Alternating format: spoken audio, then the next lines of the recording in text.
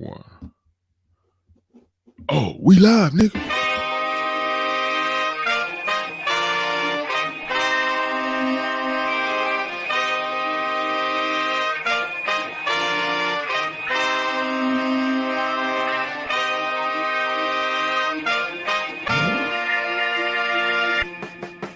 Yo, I move in tranquility, also virility. Keep it 100, and I move with fertility, giving birth to all the truth in the seasons planet. Trying to be one of the dopest kings that receive this planet, taking dominion. And I ain't got time for no minions. I just want to make this money, stack my bread up with millions. Do this for my children, and do it all for my legacy. Let me see. Wisdom, knowledge, long life, and longevity. I'm a king.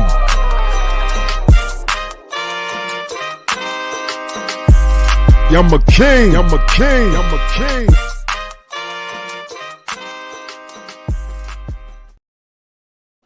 Yes, sir. We are back. Y'all already know what it is, man. Virility Kings podcast. You are a king. We are some kings. All right. We are some kings. Happy New Year to everybody watching or anybody that's watching right now. Happy New Year, y'all. This is the first Virility Kings podcast episode in 2022, man. Brand new year. You know, everybody, they got the vibe going. They're like, hey, brand new year, brand new me. We know how it goes, man. How you feeling, Tony Mag?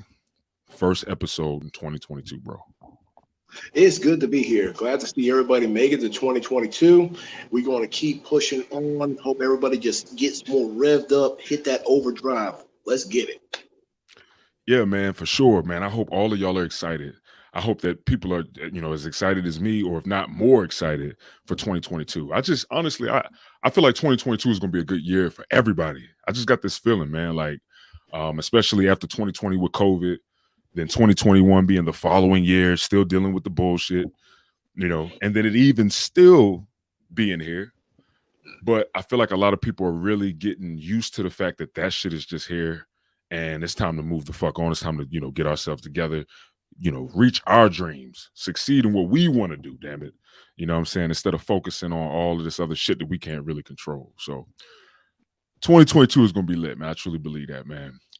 Anyway, y'all see the title. Y'all see the title. You can read, right? We ain't got nobody like a little illiterate or nothing like up in here, right? I'm sure y'all could read. Do women respect masculinity in men? This is actually a pretty dope question, and I gotta throw credit to my man Tony Mag, because he definitely came up with it, and it's a good concept, and it made me think. And we're definitely gonna dig deep into this. We're gonna dig deep on our perspectives and what we think about it. Also, we got some key things that we're gonna touch on concerning this. Also, Tony came up with another concept that was interesting to me too. We're gonna kind of touch in that a little bit on this episode as well, and maybe even do another episode of podcast digging more deeper into that concept. But to start this bad boy off, the main question: do women respect masculinity in men? Tony, what's your view on this, bro? I'm going to go ahead and say, by and large, no. I don't think women respect the masculinity in men, because we've been we're deep in this. So understand, when we talk about these topics, we're freaking neck deep in the concepts already. So Right. That's something a lot of people got to understand. Number one. Number two, since women have got their equal rights, and I'm not saying they shouldn't have them. That's not what I'm saying. But with this, the equal rights, the ability to work, the ability to vote, basically, and how they initiate like 70, maybe 80% of divorces, they don't respect the man's role, because they are basically, the culture is women don't need men.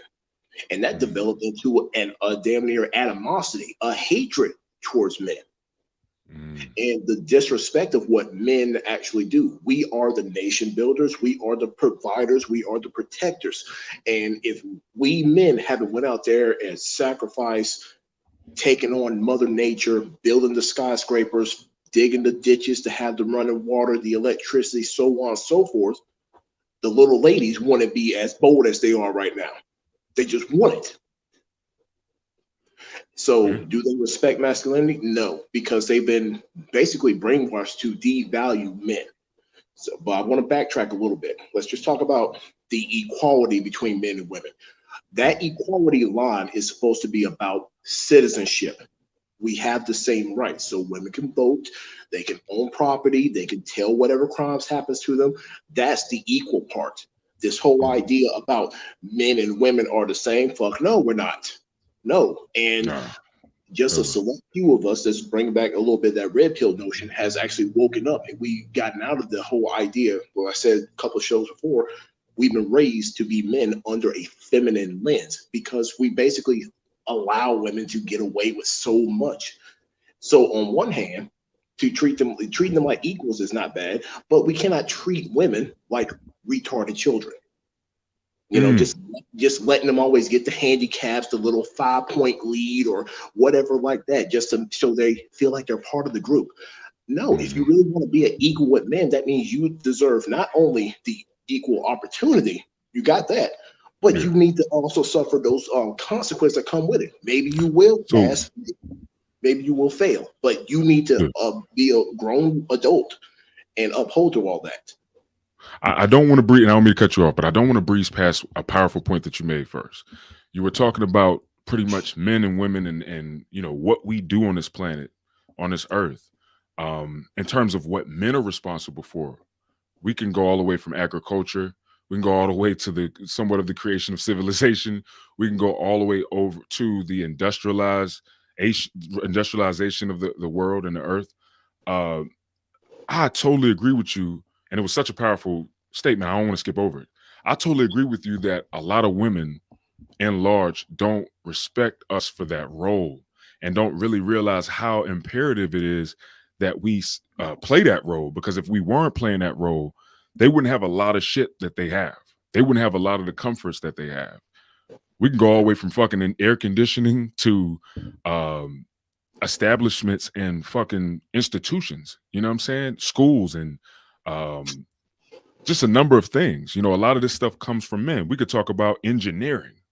Engineering, come on, that's about 80 to 85% men. That is a clear industry that's mostly men. Engineering, architecture, the very buildings and the very homes and furniture that they sit their ass on is because of men. It's because of us. It's because of what we've created. So I totally agree with you, bro. That I think that that's the biggest thing that a lot of women don't respect. Because if they did, I think there would be a lot more reverence to us as men. We don't have to be worshipped, obviously, by women, but I just mean in the sense of reverence. Like if they really thought about it and looked at the numbers, they would realize, damn, like what the fuck would we do if we didn't have men here? You know what I'm saying? Like, how the hell would we maintain the shit that we're responsible for? So I just wanted to make sure I touched on that, bro. I didn't want to breeze past that because that was powerful. But anyway, proceed, my dude. The the idea that women are independent is kind of flawed too, because when women by nature they need men. They want the as in they need a man to provide and protect for them. It's subconscious. It's in their nature. It's just that yes, we got in these modern times where things are so easy. They think, oh, I can do it too. But a Mm, lot of them go down that so-called independent route just to want a man to take care of all their slack later on. mm, So, and then when a man actually does it, oh, you know what? I'll say that part a little bit. I'll say that part for a little bit more. But mm. ultimately, I do believe in no. Yeah, I agree with you, man. I can honestly say, for the most part, like if we're gonna talk about women in a nutshell, and we're gonna do like a percentage, like all right, this percentage they respect men's masculinity, or men that walk in masculinity, they respect, all that comes with men in walking in their masculinity. If I was to separate them, yeah, I think that more women probably don't respect that. Um, and it's going to be for a lot of reasons. You know what I'm saying? For one, a lot of what you were talking about in the media.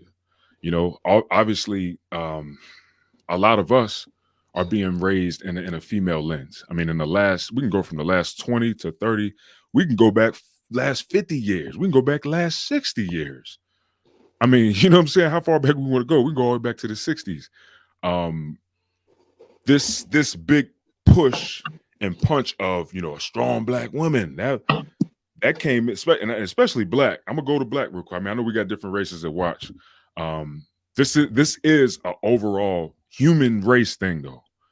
You know, I do believe that, but especially in the black community, though, man, it's rampant in our community. But like I said, I think a lot of it has to do with the media and this whole strong black woman, you know what I'm saying, concept. And obviously before that, it started with the white women, and it was like, we're strong too, and we deserve equality. Um, in a nutshell, I think that that's the reason for all of this. I think it's that, and I think it was the media. And obviously it's for a more powerful agenda for the powers that be, but essentially, no, I think that a lot of women don't respect men's masculinity because they're brainwashed and because they believe that they don't have to. They have this crazy, I hate to say it, but stupid, irrational idea that they don't have to respect the very masculinity that can give them that security and that protection that they so desire. It's like how can I put it? It's honestly like an enmeshment trauma. You know what I'm saying? It's like a push and a pull. It's like, oh, I need your security so much. I need it. I need it. I need it. But no, I don't need it. I don't want it. I don't want it. And that shit is just fucking crazy. You know what I'm saying? Like at the end of the day, it's kind of crazy. So in a nutshell, I agree with you, bro. I think that a lot of women don't respect men who walk in masculinity at times because I think they're afraid to also for different reasons. Mainly because of all the bullshit that they've been told, mainly because of all the lies that they've been told, and also because of the women that they are listening to. Right, good point. They're listening to women more about men's masculinity and men's roles. That feminine lens, it has poisoned the well. Don't depend on no man. I'll never forget it. I'll never forget when this is me and my ex, and she probably don't even remember this shit, but I remember it. I log shit in my mind. I just have one of those types of minds. You know what I'm saying? I just log information. It's a habit. I've been like that ever since I was a kid. But anyway, I remember she was on the phone with one of her friends, and we was having a rough time. You know what I'm saying? I don't know if we was arguing about some or what, but anyway, she made this little statement, and she was like, nah, girl. I ain't depending on no man, right? So this was about 10 years ago. You know what I'm saying? So we were younger. I was younger. But it's so funny. It's like, yo, you ain't depending on no man, but you drove all the way from New York to Virginia, where I live, to come and move in with this man. But you ain't depending on no man. You don't want to depend on no man, but you came all the way from New York to me.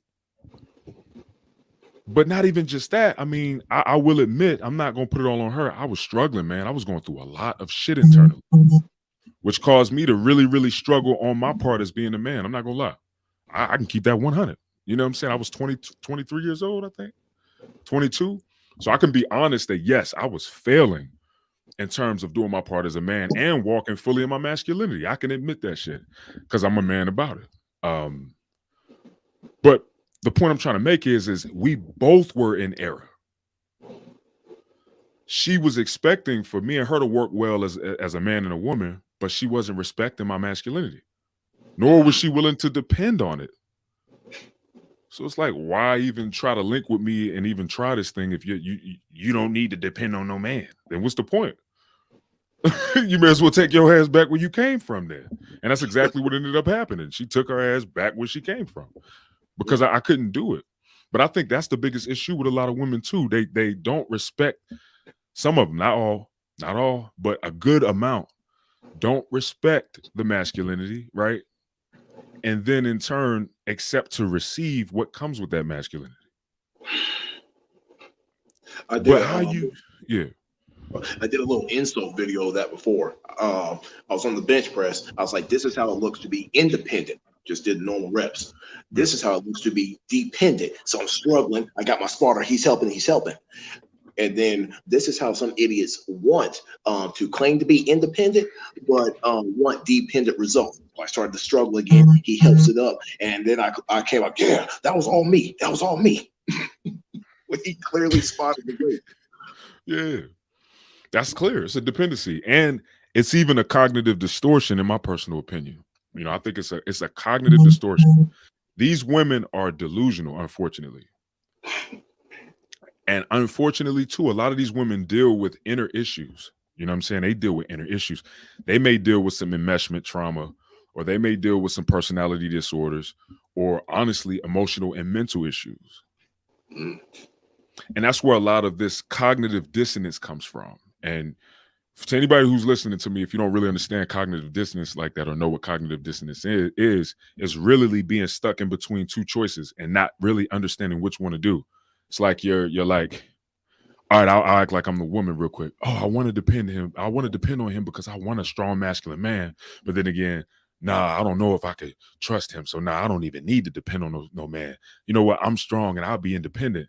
That cognitive dissonance, it's like not knowing which one you want to fully dedicate yourself to. And I think a lot of these women deal with that, probably because of a lot of different things that they've been through in their lives. Fear of abandonment, fear of rejection, fear of their needs not getting met. This shit goes so deep.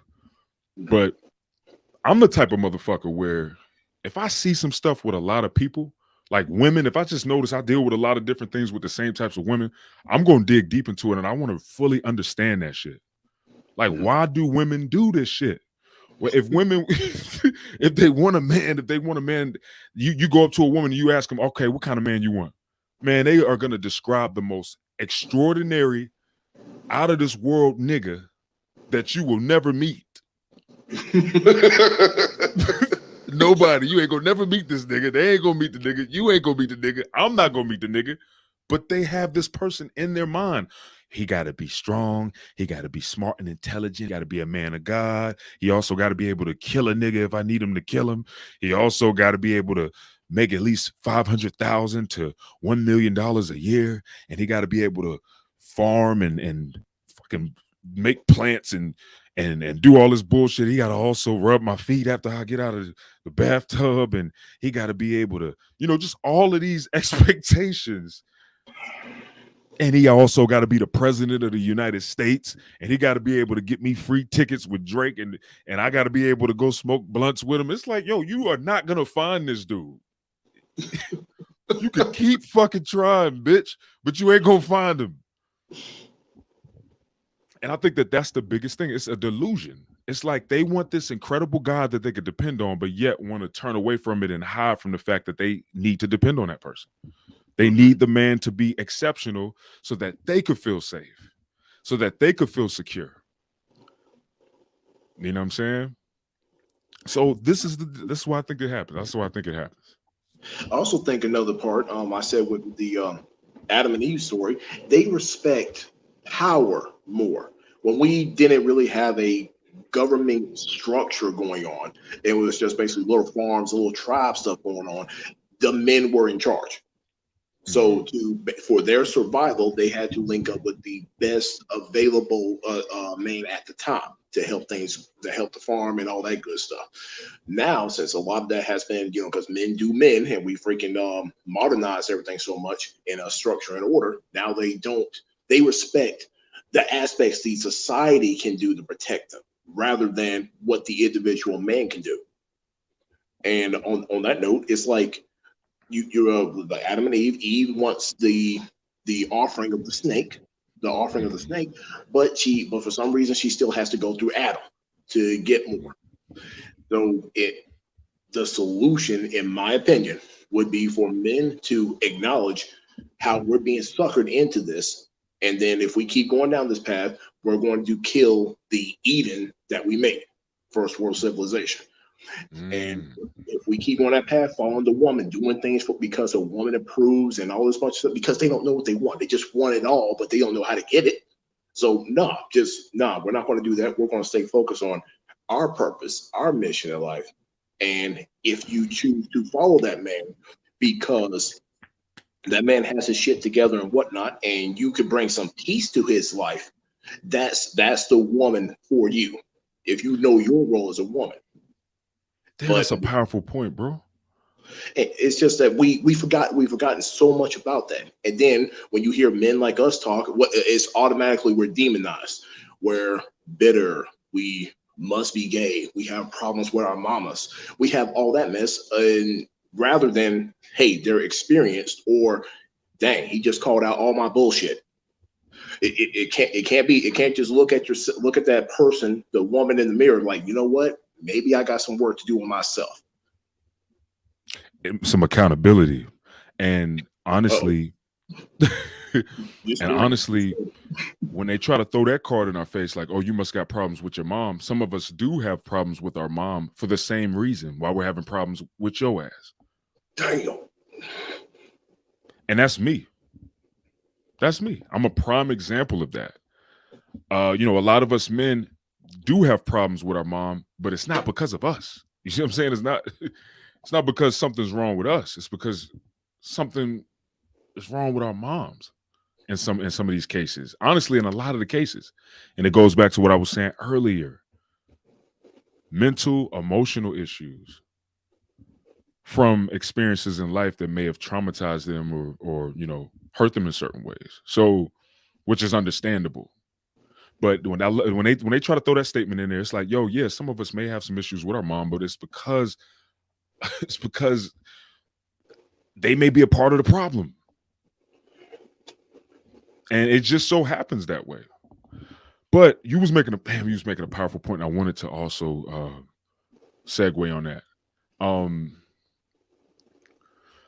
yeah. When you was just talking about, damn, I just lost my head. Shit. But it's all good. Yeah, I like I said, I honestly think that a lot of women do struggle with this. You know what I'm saying? And it's because of a lot of these different things, and um, you know, just being stuck, pretty much torn in between the two, like wanting this man and wanting this person, but still being confused and feeling distraught because they also don't want to have to depend on this person, and they also hate the fact that they got to trust this person as well at the same time. So it just makes it hard for them. Um, but yeah, if you don't mind, man, kind of reiterate what you was just saying, man, because you was talking about, it was a specific part that I wanted to touch on, and you were talking about, um, How they love the power more. They yeah, love the yeah, yeah, like power. that. They like the idea of the powerful entity. And if they don't have the powerful entity is giving them an option where they don't have to deal with a man. And that's why we got the welfare system Mm, and how it's being abused. And basically the idea of women, they don't, and it's sad, but a lot of these women don't even respect their own children. They look at their children as just another paycheck. And I got these examples in my family too. So it's not like I'm just blasting everybody. I can look at myself and my own people. They pop out these kids, not intending to be a wife or anything, just a kid for another source of income. mm, Putting the father, even though he may not be a person of decent caliber or not, it's just another source of income. Put him on child support. If he doesn't pay, now you got the powerful entity that's going to punish him for not being a real man at that point. Then you got the welfare system that basically glorifies and okays just failure. Oh, it's okay to fail. Just we'll freaking feed you these crumbs here. And so many women jump on that because it offers so much, so least resistance. I don't got to build anything or even help out a husband. All I got to do is be ain't shit, and I got my bills paid. Wow. And what does it say about a grown woman, a grown ass adult, supposed to be an adult, who's honestly attracted to that? Well, I don't got to do anything. Let me just go over here. Let me just lay on my back a little bit, pop out a few kids, and I got some more money. Wow.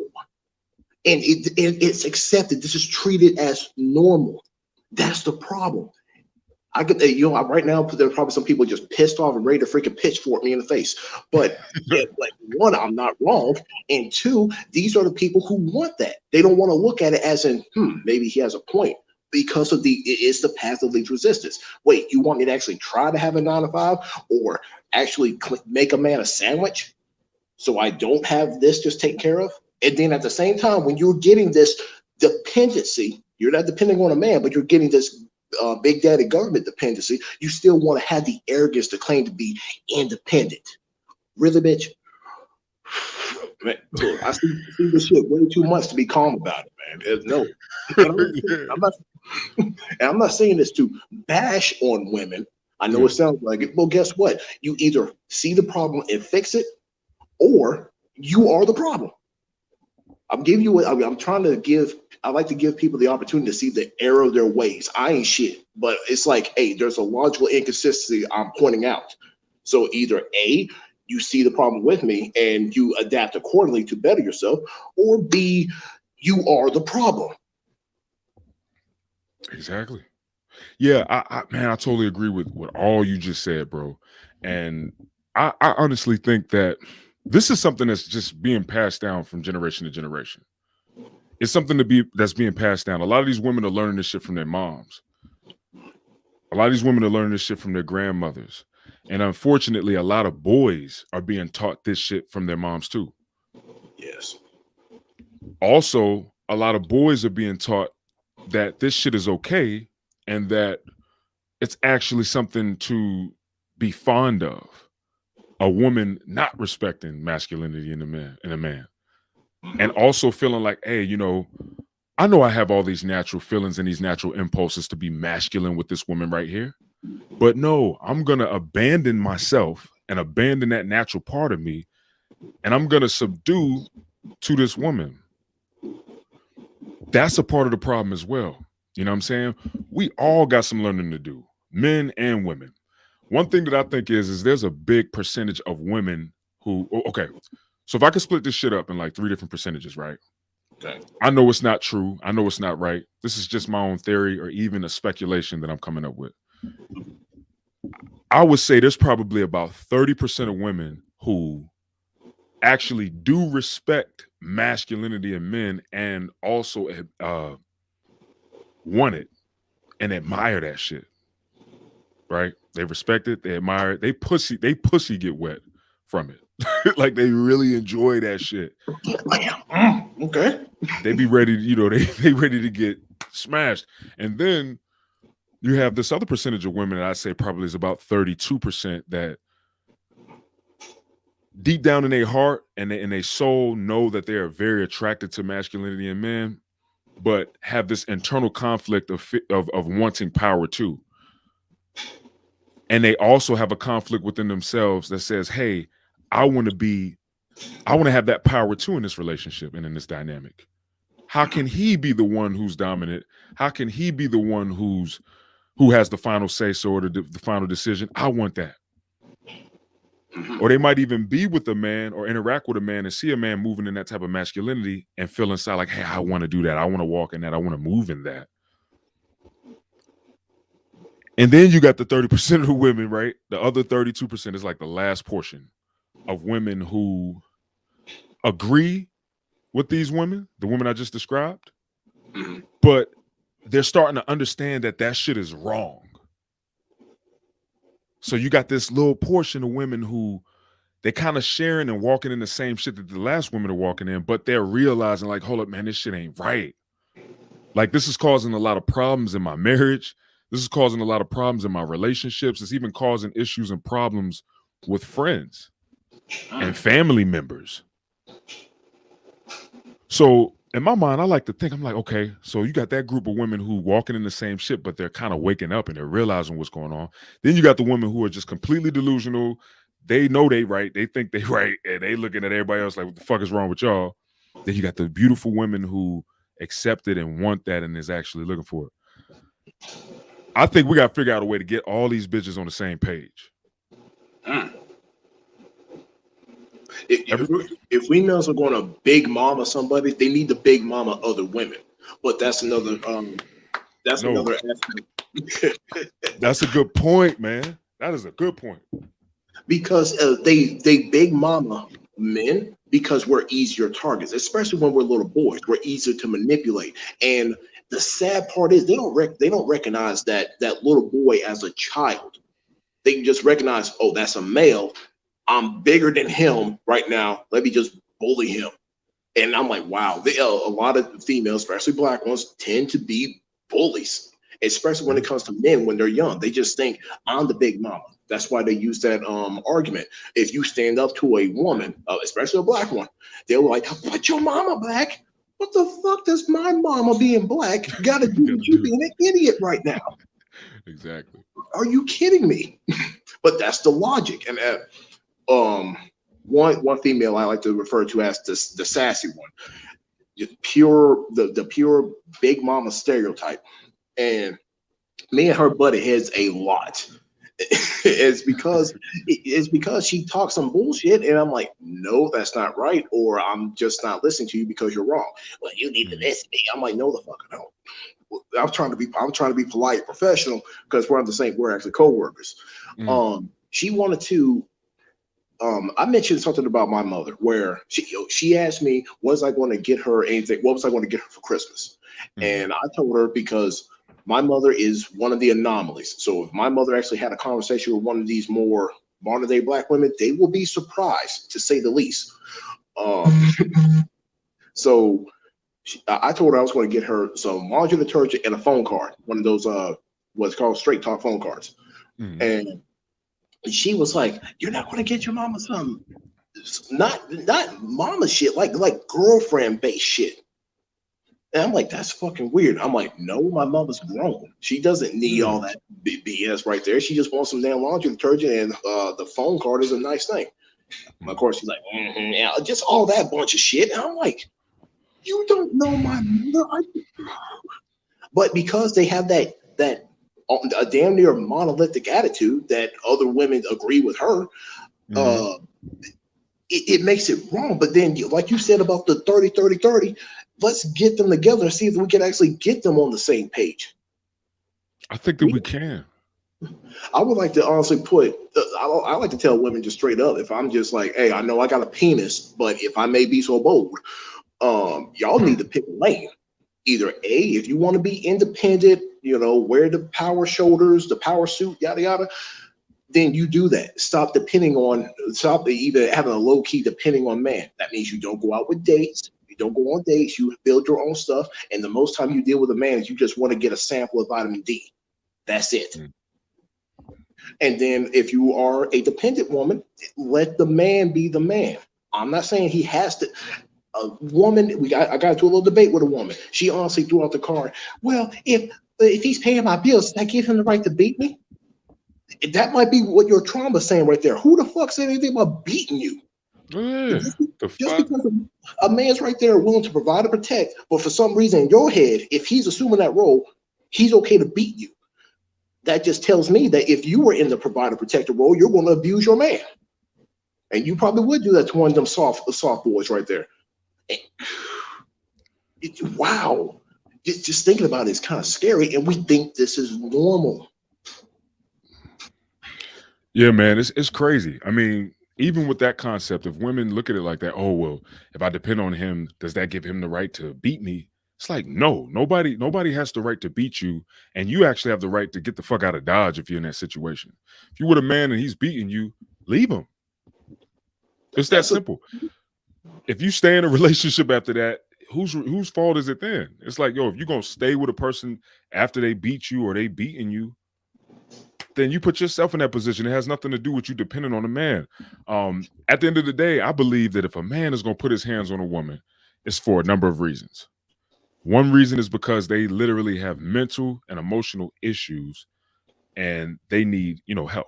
There's something really going on with them mentally or emotionally. Another reason would also be that you could be provoking him to anger. A lot of women don't want to take accountability for manipulation or playing with motherfuckers' emotions. Sometimes that comes with negative repercussions. And I'm keeping it 100. I don't condone a man hitting a woman in any way, shape, or fashion. But I'm just saying, like, you know, at the end of the day, somebody's fucking accountable. So there's some accountability for everybody to take in situations, and I feel like that's something that has to be focused on with that. But no matter what, the woman can leave the man if need be. But this ain't about abuse. My whole point is a lot of these women they're pushing this whole vibe of, oh yeah, man, I'm powerful. I don't let no man tell me what to do or blah blah blah blah blah. This, that, and the third. And then they wonder why they're single or why they don't have a man anymore, or you know why them and all their girlfriends are single. Like why all y'all single? Like why all y'all ain't got a man? There's a reason for that. You know, I honestly think that if women could really just understand that a lot of them are dealing with mental and emotional issues, I think that will help a lot of women out. You want to know why a lot of women are moving in this fashion, bro? You want to know why a lot of women have issues with respecting men's masculinity? What's that? It it is mostly mental and emotional. A lot of these women are dealing with some of the things I said earlier when I said enmeshment trauma. Some women are dealing with personality disorders that makes it hard for them to trust people. Some of these women have been abused and touched and raped. I hate to go that dark on y'all, man, but I'm just keeping it 100 with y'all. Some of these women have dealt with and been in many traumas in their lives, which makes it hard for them to respect men or masculine energy. Some of these women have probably even been abused, raped, or hurt by masculine men. And I'm not saying all of this stuff to justify why there's a lot of women who don't respect masculine men or masculinity in men. I'm saying this to point out that some women need to just take responsibility for their issues. Like it's time for them to just say, hey, you know what? I clearly got some issues here. I clearly exhibit toxic behavior. I clearly cause a lot of these issues in my life to happen. I create a lot of these negative situations in these scenarios in my own life. Maybe I need to figure out what the fuck is going on with me. You hear all these women saying, "Well, why can't I choose the right man? Why I keep picking the same type of dudes?" It's because you are dealing with enmeshment trauma and you're going and you're trying to recreate the same situation, hoping that this time you'll be able to make it better and you'll be able to get out of the situation that you wanted when you first was traumatized as a child. That's what a lot of these women are dealing with. And that's why a lot of these women struggle with respecting masculine men. It's because they've either been traumatized by masculine men. That's a possibility. I'm not gonna, deny that. I'm not. So this is why I understand it. But at the end of the day, we all got our own traumas and we're all individually responsible for healing from those traumas or dealing with it and getting help. We can't just keep, walking in error and walking with all these issues and just saying, "Oh man, but I went through a whole bunch of stuff when I was little," or I've been through so much in my life. It don't matter. You still got to do something about it if you want to live a better life. So all these women complaining, "Oh, I can't find no man," or every time I get a man, I always get somebody that's a thug, or he this or he that, or he just cheat on me, or he blah blah blah. You keep choosing these niggas, the same types of niggas. You, You choosing these motherfuckers. you're not Period. wrong. That's why when women ever say they wanted to just throw men under the bus as in general, I don't come with the not all. I say this: it's not men's problem. It's the men you pick. It's the Bingo. men you pick because I guarantee, and I can speak this from personal experience because I'm an ugly motherfucker. There's Poindexter right now chilling in the library. He's over here reading books and some boring biology shit. You won't give him the time of day, will you? Mm-hmm. That's women because you choose to lay on your back and spread your legs, give your golden vitamin P to old Tyrone down the block. But he already freaking just thugged up with all the other women. He got X amount of kids. He's doing the dirt and everything. But then all of a sudden, you think in your delusional head, your vitamin P is the special one that's going to make him a better man. Yo, what it is, see, what if we want to get technical, what it really is, man, is a lot of these women, and I'm gonna dig into this last point, and then we're gonna take a short break because we got a sponsor video that we're gonna play. But a lot of these women actually are attracted to that toxic shit. And the reason why they're attracted to that toxic shit is because that's what's familiar to them. Sometimes this is the thing between, and this is what a lot of people can learn. A lot of the times, man, the reason why we go back into the same types of toxic situations is because it's familiar. That means you have already figured out ways to adapt to these types of scenarios, and you've learned how to survive in these toxic scenarios. So even though it's terrible, even though you don't want it, even though you didn't enjoy it, you feel comfortable in it because you're used to it and it's familiar to you. Uh, it's deep. It gets deep, bro. But that's what a lot of these women are dealing with. And that's why they keep choosing the same type of men. And then they want to go and look at all men with that same fucking filter, thinking that we all like that when we ain't.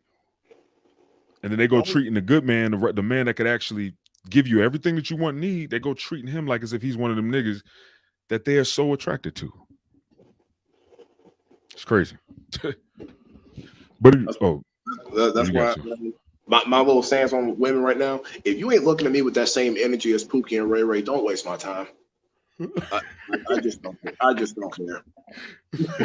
Facts. I agree with you. A female hit me with that relationship talk. No, you see me as freaking Poindexter. I get it, but no. Facts. All right, y'all. So look, we're gonna dig more deep into this concept, guys, but we got a quick advertisement and commercial from our sponsor, Superhuman Labs. It is my company, man. We drop some powerful products, and we're going to be dropping some powerful workout supplements this year, 2022. So be on the lookout for that, guys. I'm going to go ahead and play that right now. This is for Virility, natural testosterone support. Let's get it.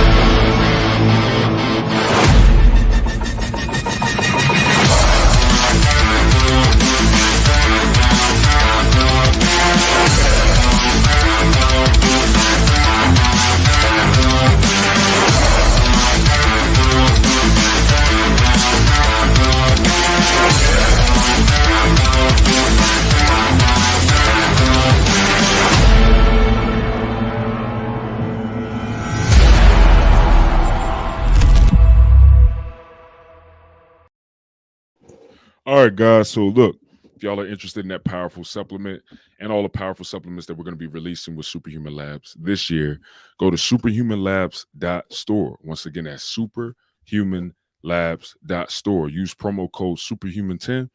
You'll be able to save 10% on your order, y'all. Salute, salute. All right, y'all. So look, we're going to go into some of these comments because I did see that some of you guys were commenting, and I don't want to, just walk over those before we go into the next part of the video. So my man, Superhuman Unchained. Oh, that's my guy right there. I like that name. You know what I'm saying? He's been showing a lot of love. I appreciate him, man, 100%. It's a new guy that that's been coming on the channel, man, and I salute him. He said, "Let's go, champ." He said, "Black Superman should run for American president." Nah, bro, I'm good. I appreciate you, the good, I appreciate that, but nah, I'm not down with that. I ain't trying to be nobody puppet. You feel me? So I would never want to go in that direction, but I appreciate the gesture though. Val, he said facts, 100, 100, 100. I'm sure he probably was saying that to something we were saying that, that was 100 for sure. Laugh emojis, all right, bet it up. Salute to Val Outlaw. Salute, brother. All right, Val Outlaw, he said, it seems like they want feminine men in this era. Man, that's you know what? Real quick. That's what the fuck I was gonna say earlier. All right, so when you was talking to Tony earlier, you reminded me of something, and he brought it back to me. If we look through all the eras, right? If we look through all the eras of pop stars, we can go all the way back to the 80s. Prince, Prince was fucking huge. All the bitches wanted Prince. You know what I'm saying? How did Prince used to dress, man? How did Prince used to dress and carry himself? Very He had a funny. very feminine. I mean, I'm not gonna say he was, he didn't come off like a faggot, but he dressed feminine though. He would wear these like blouse looking tops. He would wear fucking these big ass heels. He would wear the nigga got on stage and wore some pants with his ass cheeks out, bro. And would get up there and shake his ass, bro. But all the bitches wanted Prince though. And from what I heard, he was really like handling business. So like, he was he was going in on all them chicks. So obviously he wasn't gay. But this is the thing. This is the point that I'm trying to make here. You look at that. You look at the 90s. I can go all the way down the line. Where you want to start? All these R&B artists that be kind of coming off a bit feminine. Shit, we can go all the way back to Lil Richie.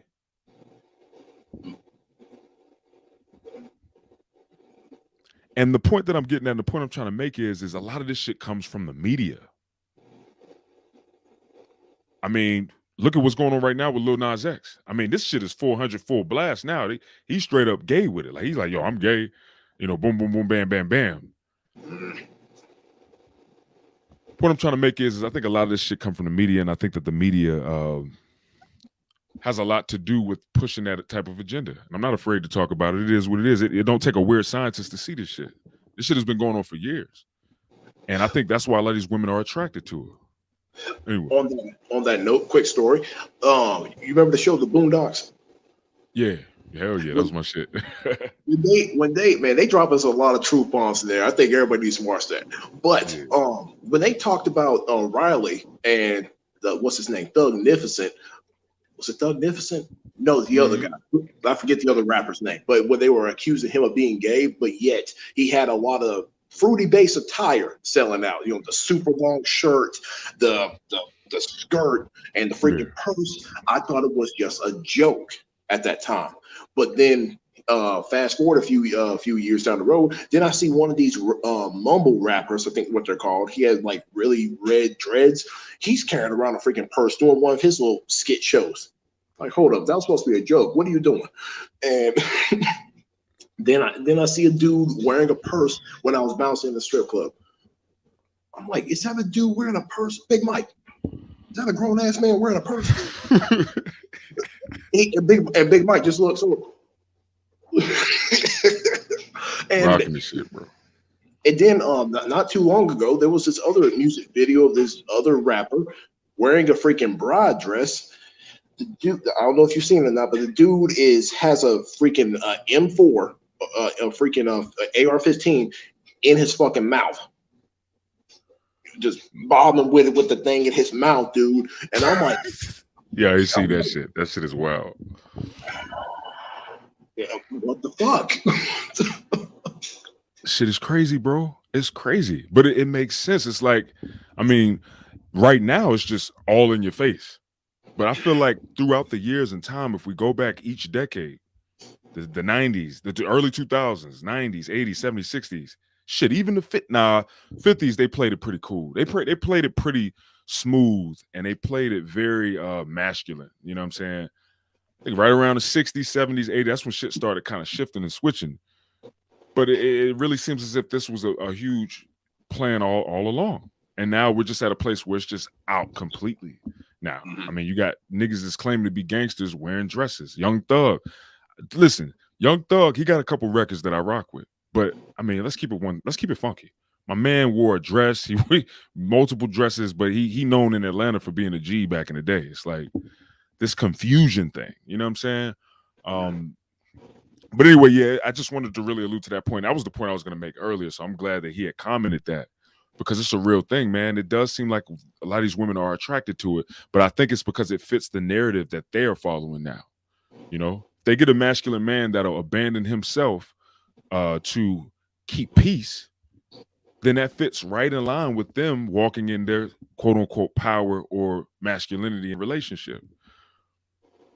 Of course, they're gonna respect a man like that more than a man who's like, nah, I don't give a fuck who you are. I'm standing firm in my masculinity. Of course, they ain't gonna respect that shit. It also could have a play with the whole power thing, since he's the this imagery is the one being put out there, and oh, he's the guy getting the attention. Here comes more women to just because this is what the women are chasing. Let me follow them too. Yeah. Hell yeah. And it just starts it. That's why there's a lot. And I want to point this out real quick. There is some women who are standing up and getting on social media, man, and dropping videos, reels, videos, just speaking the truth. Women understanding, like, hey, embracing your femininity doesn't mean being against a masculine man. It means being attracted to a masculine man. I meant to send you that video. I don't know if I did, but I just came across a powerful video with a beautiful young black woman, man, and she really was just trying to school women. She was trying to tell them, like, look, y'all got it backwards. You know what I'm saying? Like, what y'all think is going to get y'all a man and keep a man is really pushing men away, especially a masculine man. So that's the thing. I like to be optimistic. We do have some women who are waking up, and they could be the brink of a change. You know what I'm saying? You know, it's like we're on the brink of change with these women, and I like to encourage them to keep pushing that good information to spread this around as many women as possible so they could wake up, because a lot of these chicks are sleep as hell. All right. So Val Outlaw, he said that's what this era is promoting. Era is promoting the Lil Nas X of the world. Facts, yeah, facts. Zerdros, this is somebody from Twitch. Salute Zerdros. What up? What up? We are on Twitch too, y'all. Salute. And yeah, we've been on Twitch for a minute, man. I meant to let y'all know. Also, or let you know. Also, I know I got to put some of the episodes on on an online streaming platform. So, we've been it's a lot going on, but I'm gonna get the rest of those episodes on there. But so real quick, let's see what the Zerdros said from Twitch. He said, it seems to me that one should always proceed from the situation here, and it is sad that two sides are not considered in such situations. So I'm assuming that this may be a woman. And I'll reread it again just to kind of go a little more in depth with what she said. It says, it seems to me that one should always proceed from the situation here, and it is sad that two sides are not considered in such situations. In all actuality, Zerdros, if you're still here, I hope you're still here. Because in all truth and in all actuality, we are focusing on both sides. There's men out there who don't respect women's femininity. And I'm gonna tell you right now, if they're walking in authentic femininity, that dude might not really want a woman. You know what I'm saying? He might be like low key, like gay or some shit. You know what I'm saying? I mean, to each his own if that's his choice. But I'm just saying, like, there are two sides to this equation, but we're just focusing on this side right now. I mean, I don't mind we wouldn't mind doing a podcast on men, respecting women's femininity. I really question a man, like, why don't you want to respect that? Like that. I mean, shit, a woman's femininity? Shoot, I would love to come home to a hot sandwich. Yeah. Yeah, I'm gonna respect the hell out of that. What are you crazy? You cannot respect femininity. Yeah. Yeah. I mean, it's more the femininity than that, but I feel what you're saying though. Like, that's what we enjoy. That's a part of it. We love that the will to serve, in a feminine woman. The want and the will to serve her man, you know what I'm saying? Whether it's in a way of cooking, in a way of preparing things, that is very feminine. I mean, men can do it too, doing things and doing acts of service, that's love language. So I mean, men, we do that as well, but a lot of women like to do it in that fashion. Cooking, preparing. Oh, I made you these cookies. You know what I'm saying? That's some feminine shit. I'm not gonna be like hooking up no cookies and bring it to my wife like, oh babe, I made you these cookies here. Like the fuck, you know what I'm saying? Like, so show me the women who want to be that Destiny Child song. Let me cater to you. That you will watch how much respect I'll give them. Yes. That is a beautiful, powerful thing. And when I first heard that song, I was so attracted to it. That's when I started realizing, my masculinity when that song came out. I think I was like 17. And mind you, I was in this little situationship way back then with one of my guy's sisters and stuff, man. There's a big story with that, but that was never really a solid relationship, man. It's confusing. But anyway, she dedicated that song to me and shit. And she like made me a cake and shit. And like I appreciated it, you know what I'm saying? But that was something where we was young. But yeah, I'm attracted to that shit. And a woman that thinks like that, catering to her man in that way, in that feminine way. You listen to the song. You listen to the way they singing it, you look at the video, they're being very feminine and elegant. That's something that we as men are very attracted to. I know I am. I can't speak for all men, but I love that shit. That shit make me like, yeah, let me be the masculinity to that femininity. Let me fit in place to that shit. But anyway, I feel where you come in, Zerdros. We don't mind hitting both sides. It is two different sides. And actually, we're gonna do another episode where we're gonna have some women on too, so that women can actually respond and, shoot, if you want to hop on here, contact me. And we'll go from there, and see where your head is at. And maybe you can hop on and give your side as well if you are a woman. We don't mind that. You know what I'm saying? We actually look for that. I will say this about that both sides argument. We're supposed to be doing this for a man space because men rarely have a voice out there because of Oprah, all these other oxygen shows and yada yada. Lifetime, women, women, women, women, women. Even when I had a debate with a woman about male grievances, she made it about women. And I'm over here like, men really, whenever we don't have, I'm not trying to say we 100% need a space of our own, but when we talking, women are welcome to listen, but this is men time. Okay. If you don't like it, there's the door. We no drama, none of that bullshit. Okay, and that's something that women, I believe, need to respect of men. Like a man, like to pride himself in his study or his den. That was his man cave. That I think areas of men need to be respected more. But women just want to keep on being the little kids trying to play with the big kids, but you need a handicap. Nah, we need to push back. Either these are male issues, you're welcome to listen, but kick rocks and go back on any other TV show out there and whine like the rest of the women do. Make men feel ashamed for being men.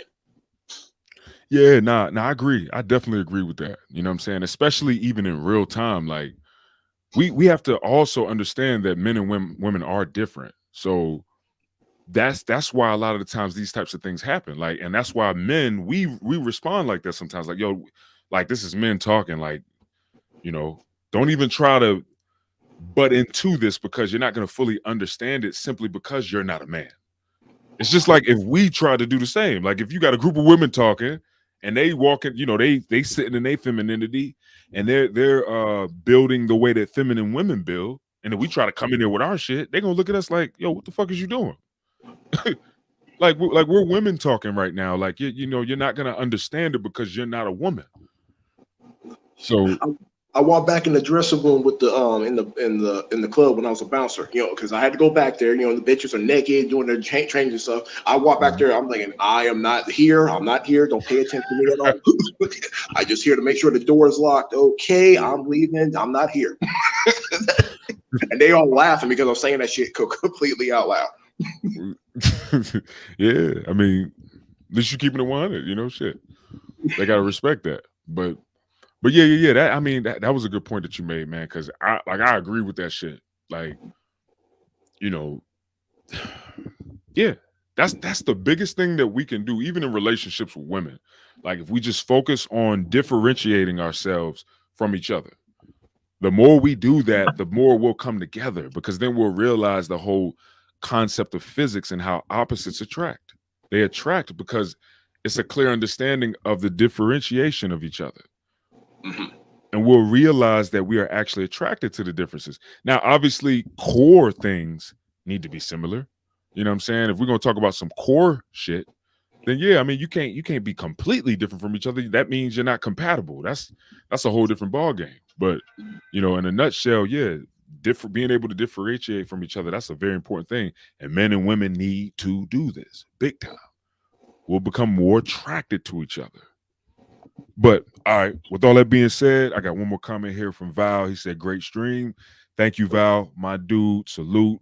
Yeah, man. Thank all y'all for watching, man. We're gonna dig deep into the next part of this episode. So all right, so Tony, so you remember we was talking about this actually before we did the episode. And originally we was gonna go with a different approach with this title. and I want us to kind of dig into it. I want you to kind of give your perspective, and I'm gonna give my perspective. And because it's a good concept. It's a good concept. It's kind of like boom, but if you think about it, it makes sense. But pretty much this concept, and the question here is do gay men respect men's masculinity more than women? So Tony, dig deep on this, man, and kind of explain, like where you was coming from with that, and your perspective on this type of question, and why you wanted to ask that kind of question. Okay. First, since we're putting that question out there, gotta give a little shout out. Do you mind? Oh yeah, that's cool. No, that's good. Shout out to Tommy Sotomayor, because when he proposed that question on one of his shows, I'm like, that is a good ass question. I think he's a great YouTuber, and he hits it home a lot. Now the question is again, do gay men respect masculinity more than straight women? I've seen a lot of cases where this seems to be the thing, where a more, let's say, softer male, okay, he respects a man who is more masculine and alpha.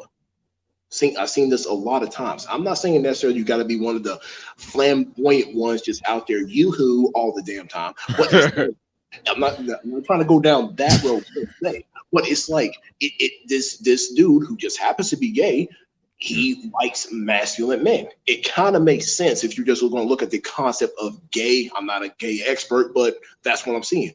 I had a lot of men over the years who basically kind of did that. And like, here's the thing. But when I deal with women, straight women, it's always, I'm competing with you. And like the things we talked about on the previous section, like we're competing with each other. I'm like, I'm not here to compete with you. You're a woman. I'm not doing this to down you, just that we're different. Why are you trying to butt heads with me? A female, her and another coworker were arguing. It was a black female and a white guy. Because now they were picking on each other. The white guy said, "Oh man, you're just being another liberal." I come around the corner. I'm like, "Who's over here being a liberal?" And then he said, "She is over here." And I just took my stance. Why? She looked me up and down and said, "You're too big to fight," and ran away. I'm like, "Who's trying to fight?" So I get more headbutt encounters with so-called straight women rather than the idea of let the man let the man be the man, let them do the work because that's what they're good at. Rather than, okay, I'm going to just be the boss and crack the whip on the men to get them to do what they're good at. I'm like, wait, why do you got to be in that position?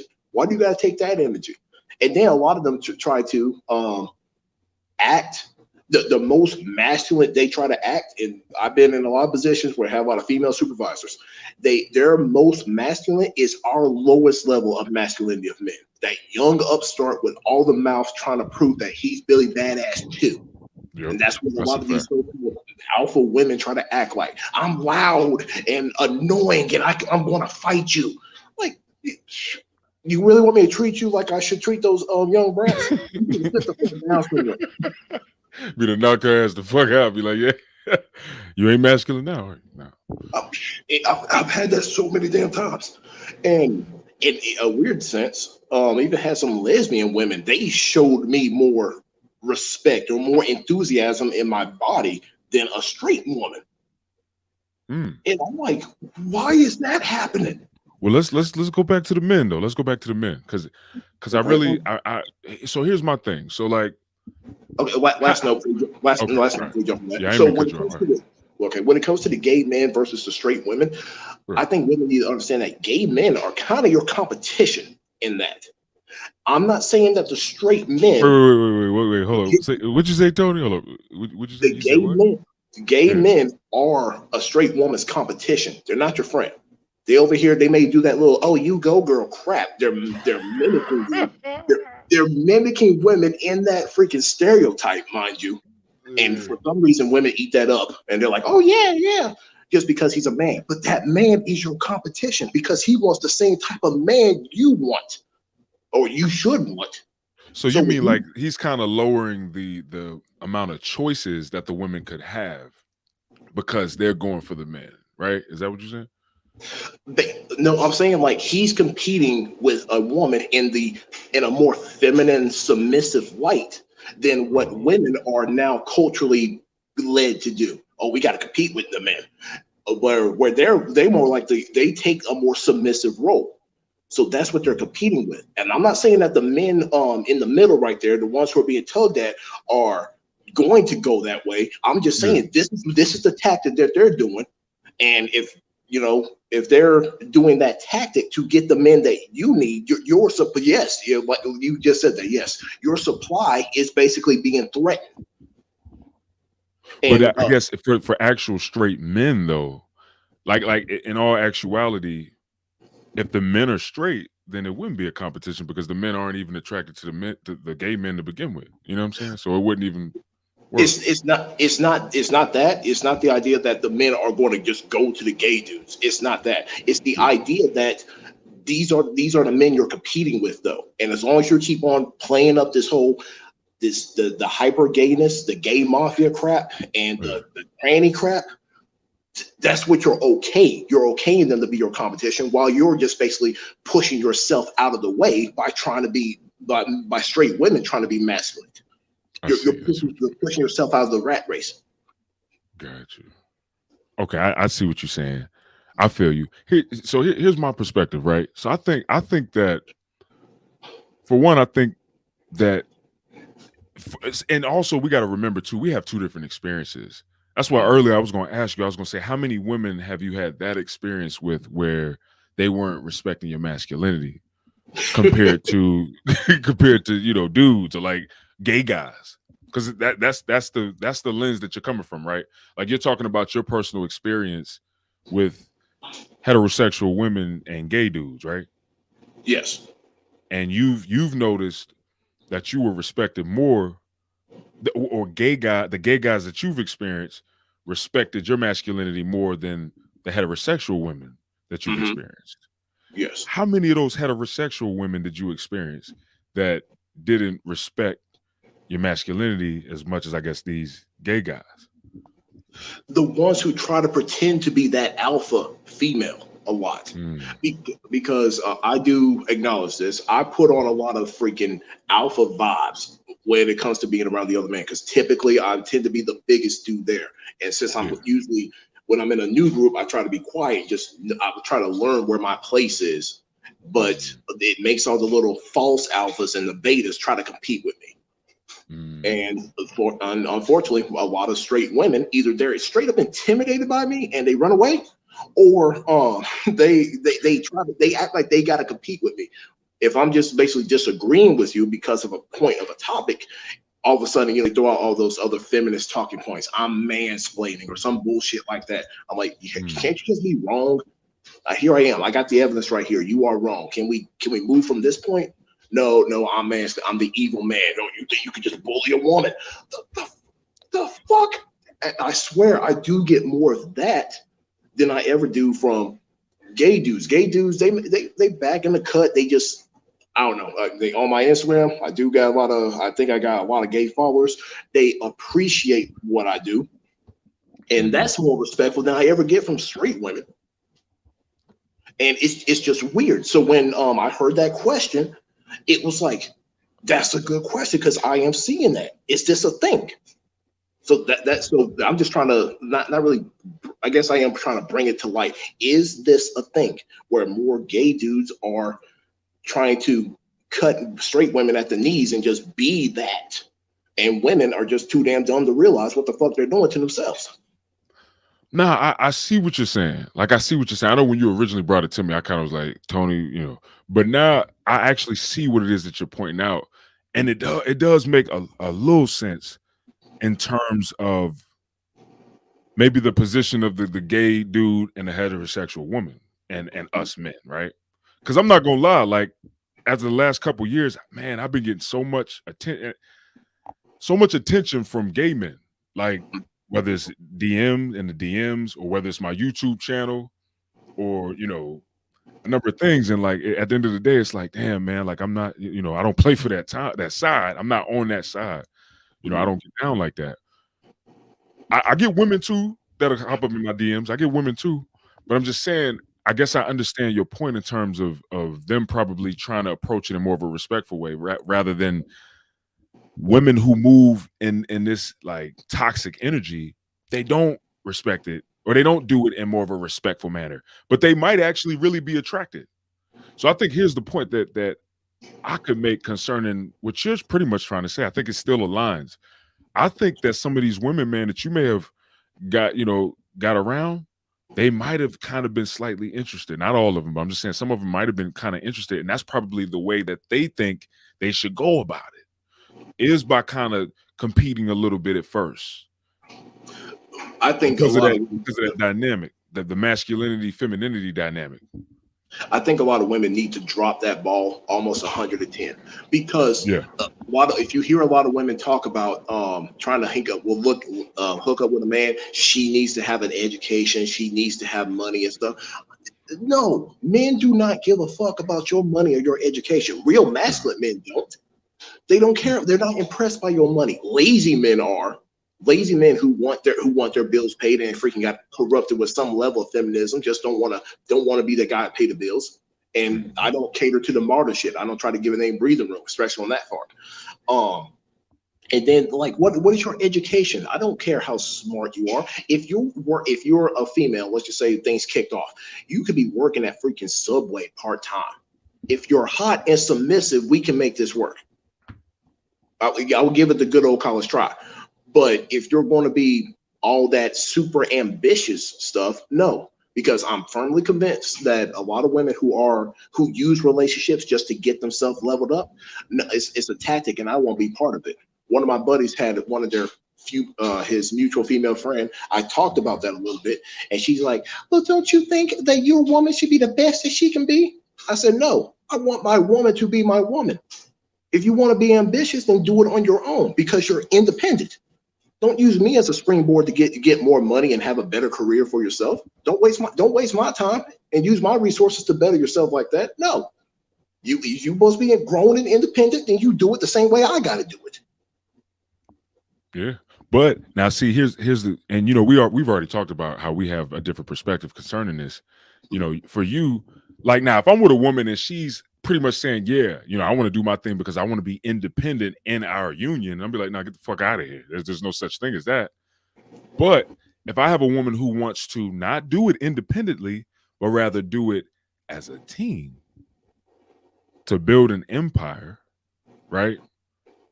I'm okay with that as long as the concept or the context of it isn't, hey, I want to be independent from you and do my thing and have my own shit while I'm with you. Then nah, that ain't happening. If you want to do something to contribute to my empire or what we got going on, that's fine. But if you're trying to do this shit so that you could be separate from me and independent and do your own thing and have your own money, because that shit is real. Mm-hmm. That's a real thing right now. A lot of these different relationships or women, they're like, yeah, I do my own thing and I do my own money. I do whatever I want with my own money, and I ain't got to ba. In my eyes, it ain't no your own money. The fuck you talking about? All of this is ours first and foremost. And if you in my world, you in my motherfucking kingdom. So it's going, I have the final say on the money you making and the money I make, and that's how I view it. If that was the case, if I was with a woman who wanted to do that. I don't want a woman who's that hyper ambitious. Do it on your own. If you're going to work, it should be something equivalent to that part-time job at Subway. Because your wife, if you're going to be with me, your wifey duties should come first. To me. So I get that. Yeah. if no overtime, you ain't trying to apply to be the manager. You ain't trying to do any of that shit. You just trying to get it's a hobby just to pass the time until daddy's home. No, I agree with that. I get that. And even with my own wife, like I truly believe that, like, my wife wants that. You know what I'm saying? I believe that she wants to not, work or whatever the case is. It's different. But like, me, and we already had this conversation in the past, like the way that I think, my mind is way out there, bro. Like I'm telling you, I be here and then my mind will literally be up in Jupiter, man, and then going to Saturn and shit with shit. Like sometimes I be thinking so far off in terms of the possibilities that my mind be thinking like, come here, man. You got the telescope and shit. I'm up there doing flips and shit and hitting gymnastic moves and shit. You like, yo, Kev, bring your ass down here, man. What the fuck are you up there doing? You know, but yeah, man, my mom be up there, especially when it comes to possibilities and just like building an empire and building something powerful. And I would love for it to be a legacy, and I would love for my whole family to be a part of it. That's just how I think. You see what I'm saying? And every king has his every like I always say, every king is a king of his own, every man is a king of his own world. So, we all gonna build our own kingdoms and they're gonna be different, because we are different kings. So that's kind of like the construct of my kingdom. If my wife is interested, I would love for her to do something that could be tied into our empire or whatever it is that we're doing if she's interested in something. But like it would never be because she has to do it. You know what I'm saying? In that sense. It Okay. will really be shit. If we could build this empire and make it bigger, let's make it a legacy. Maybe my wife will get into something and then that might inspire my daughter to want to get into it. You see what I'm saying? And it could just branch off the legacy even more and more. So that's how I'd be thinking when it comes to that. But I totally get what you're saying. And in a nutshell, it's really the same. It's just different in terms of the possibilities with me. Mhm. I'm open to that if my wife is open to that. If she wants to explore and expand with things, I'm okay as long as it's for the common goal, and that's our empire, nothing else. You Okay. know, It's whatever you two consenting adults agree to, and that then I'm going to be forthcoming with what my expectations are. And bingo, I'm going to respect the fact if you don't agree with this or this is not for you, fine, no harm, no foul. I'll keep moving. bingo. But to swing this back to the concern of the gay men, Yeah. have you ever had a discussion or something where it's like this dude is gay, but he's like it's not, I don't know, he doesn't necessarily have to be hitting on you, but you could tell he's agreeable to what you got going on. He just found you that fascinating to be agreeable to you. Y- Yeah. I was actually gonna get into this. But yeah. I've had that happen multiple times actually. Mhm. Um, Here's my thing with it. Here's my situation with it. It's very aggravating to me. And I was even gonna say this earlier because the thing that I want to say about that is in my experiences, I don't think that a lot of these gay men respect masculinity in men because I didn't had a gay dude hit on me or come at me, and I'm like, yo, I ain't really into that, but no disrespect to you. You know what I'm saying? Respectably, I'm not gay, nor am I into it. And then, they keep coming with other messages. It's like, oh, well, just going far and it becoming disrespectful. To me, that's where I feel like they aren't respectful to masculinity because a masculine man that's firm in his sexuality and also comfortable in his sexuality is going to let a gay dude know, like, look, I don't like men. Like, I like women. I like pussy, right? We're masculine. We're going to be firm with that. A lot, at least some of these gay dudes, they don't be respecting that shit, man. And I've had to actually flip on a couple dudes because of it. You know what I'm saying? I've had to actually flip. Um, I mean, shit, I probably could go in my DM right now and pull some shit up. I could probably show y'all right now. And that's why I don't think, me personally, with my own experience, though, we got two different experiences. From my own experiences, I don't think that gay dudes respect men's masculinity more than heterosexual women do. Simply because of that. Simply Okay. because of that right there, that specific thing right there, where like I've had multiple situations, where I'm telling the dude like, yo, I don't get down like that, boom, bam, boom, but they still doing shit. They sending pictures or doing weird shit. Then I gotta block them. You see what I'm saying? And it's like I find that very disrespectful. I don't feel like they don't respect the fact that hey, I'm a masculine man and I'm heterosexual and straight, and I'm not interested in you. You know what I'm saying? And if I see you in person, I will fuck you up if you keep coming at me with that energy when I done already told you, like, yo, I'm not like that. I've had that happen to me a few times. In the DM version, my rule is basically they send me something basically saying that they like what they see. Okay, cool. The appreciation factor, I'll leave it alone, but I don't really try to communicate with them because I don't want to lead them on at all. So Yeah. just get the random where you can see it, but they can't see that you see it. I'll leave it at that. Okay, appreciate it. Blah blah blah. But I've had dudes like in person.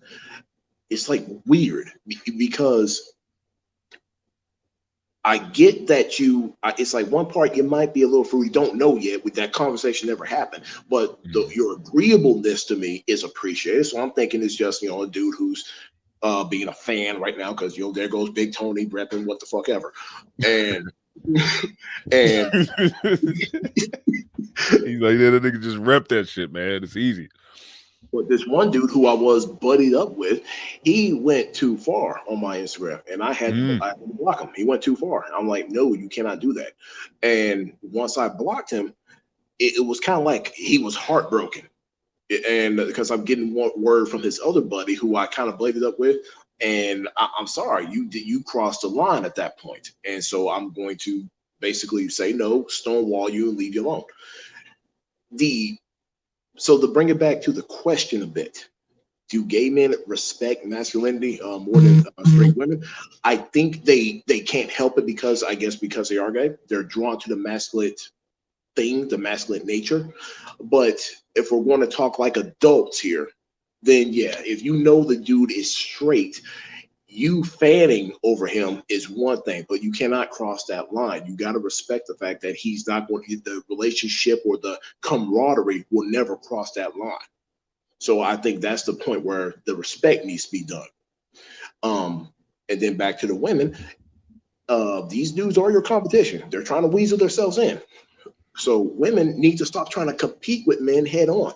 Understand that we are different, and if you're going to the way to be, you act more like a boss and that young upstart. You just got to be loud and in charge, and that's very cowardly. That you got to use your so-called position in order to tell men what to do. That's why a lot of these women try to get their little college degrees. They act like the term military term is called Mustang. No, wait, no, a Mustang is a dude who was enlisted, then became an officer. I Mm. forget what the term is for the people who just go to college to become an officer, and they do that so they can tell the enlisted people what to do. You fucking pussy. Yeah. A lot of Nah. women fit that damn mold and just as a civilian. Like, oh, let me just go ahead and use my college degree. Now I get to jump up in the in charge place. All right, everyone listens to me.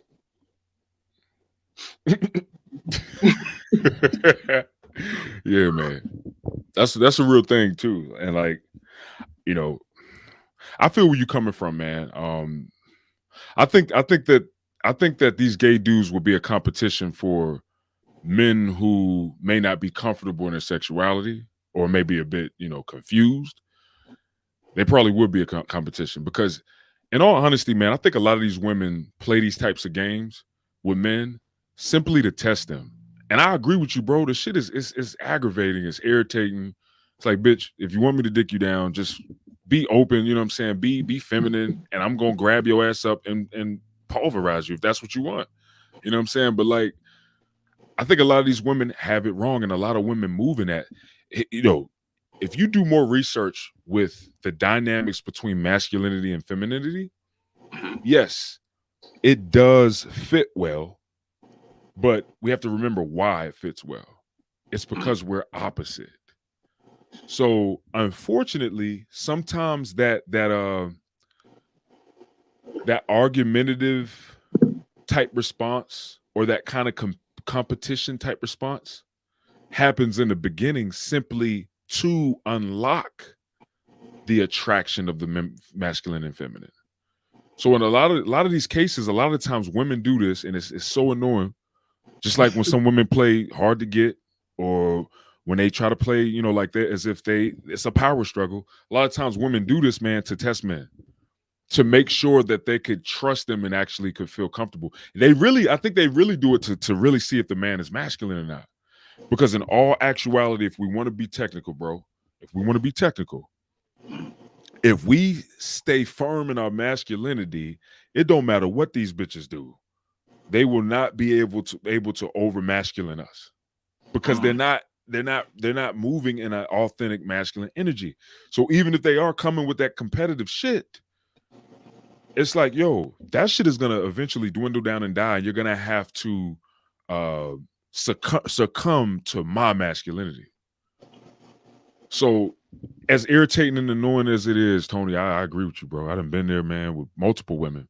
But what I realized when I just kept going and was just persistent, she eventually like calmed down, like and understood, like, okay, hold up, okay, he's the fucking man. Like, let me calm the fuck down. I think that's a part of the dynamic too that a lot of us men, we get turned off by it for different reasons. I know for me, I know why I got turned off by it a lot. It was because, I was raised up around that energy.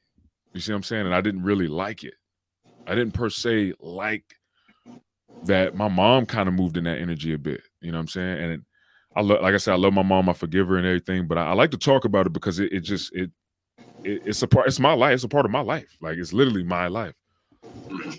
But I realize why that turns me off, and it's really because of that, bro. I think a lot of us men who get highly turned off by that get turned off by it because it reminds us of something. You see what I'm saying? It might even remind us of a trauma that we might have had with a woman. A number of things. But in all actuality, a lot of times these chicks do that, bro, to test us, to test our level of masculinity, to test if we're really men, like if we really real masculine men. So then that they can feel comfortable with us. Feel comfortable, oh, man. You just get me pissed all over. I'm over here thinking what you need to focus on, female, is learning how to be an actual woman. Stop trying to focus on a man telling them how to be a real man. You need to learn how to be a real woman first, because that's the shit that's being threatened. The femininity.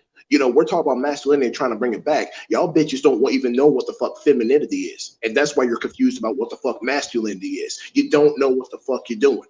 So women need to humble themselves, step the fuck back and accept the role. Either A, you want to be that independent one. That means don't leave men alone. Or B, you are going to learn how to shut the fuck up and make a sandwich and let the man take charge. Yeah, no, that's real. That's real. It's just in this idea that putting women in charge, like, oh, I'm the one that's got to test you. No, freaking, you know how, okay, there's the cool kids called peacocking, right? Where the dude goes out, he's, dressed, super fly, all that good stuff, trying to get the ladies' attention. I think men need to realize that every fucking day we're peacocking. What you do and you're staying on your focus, you're peacocking. You're not doing it for their pleasure, though. But when you accept that, if a woman's looking at you, she's approaching you because she likes what she sees right there.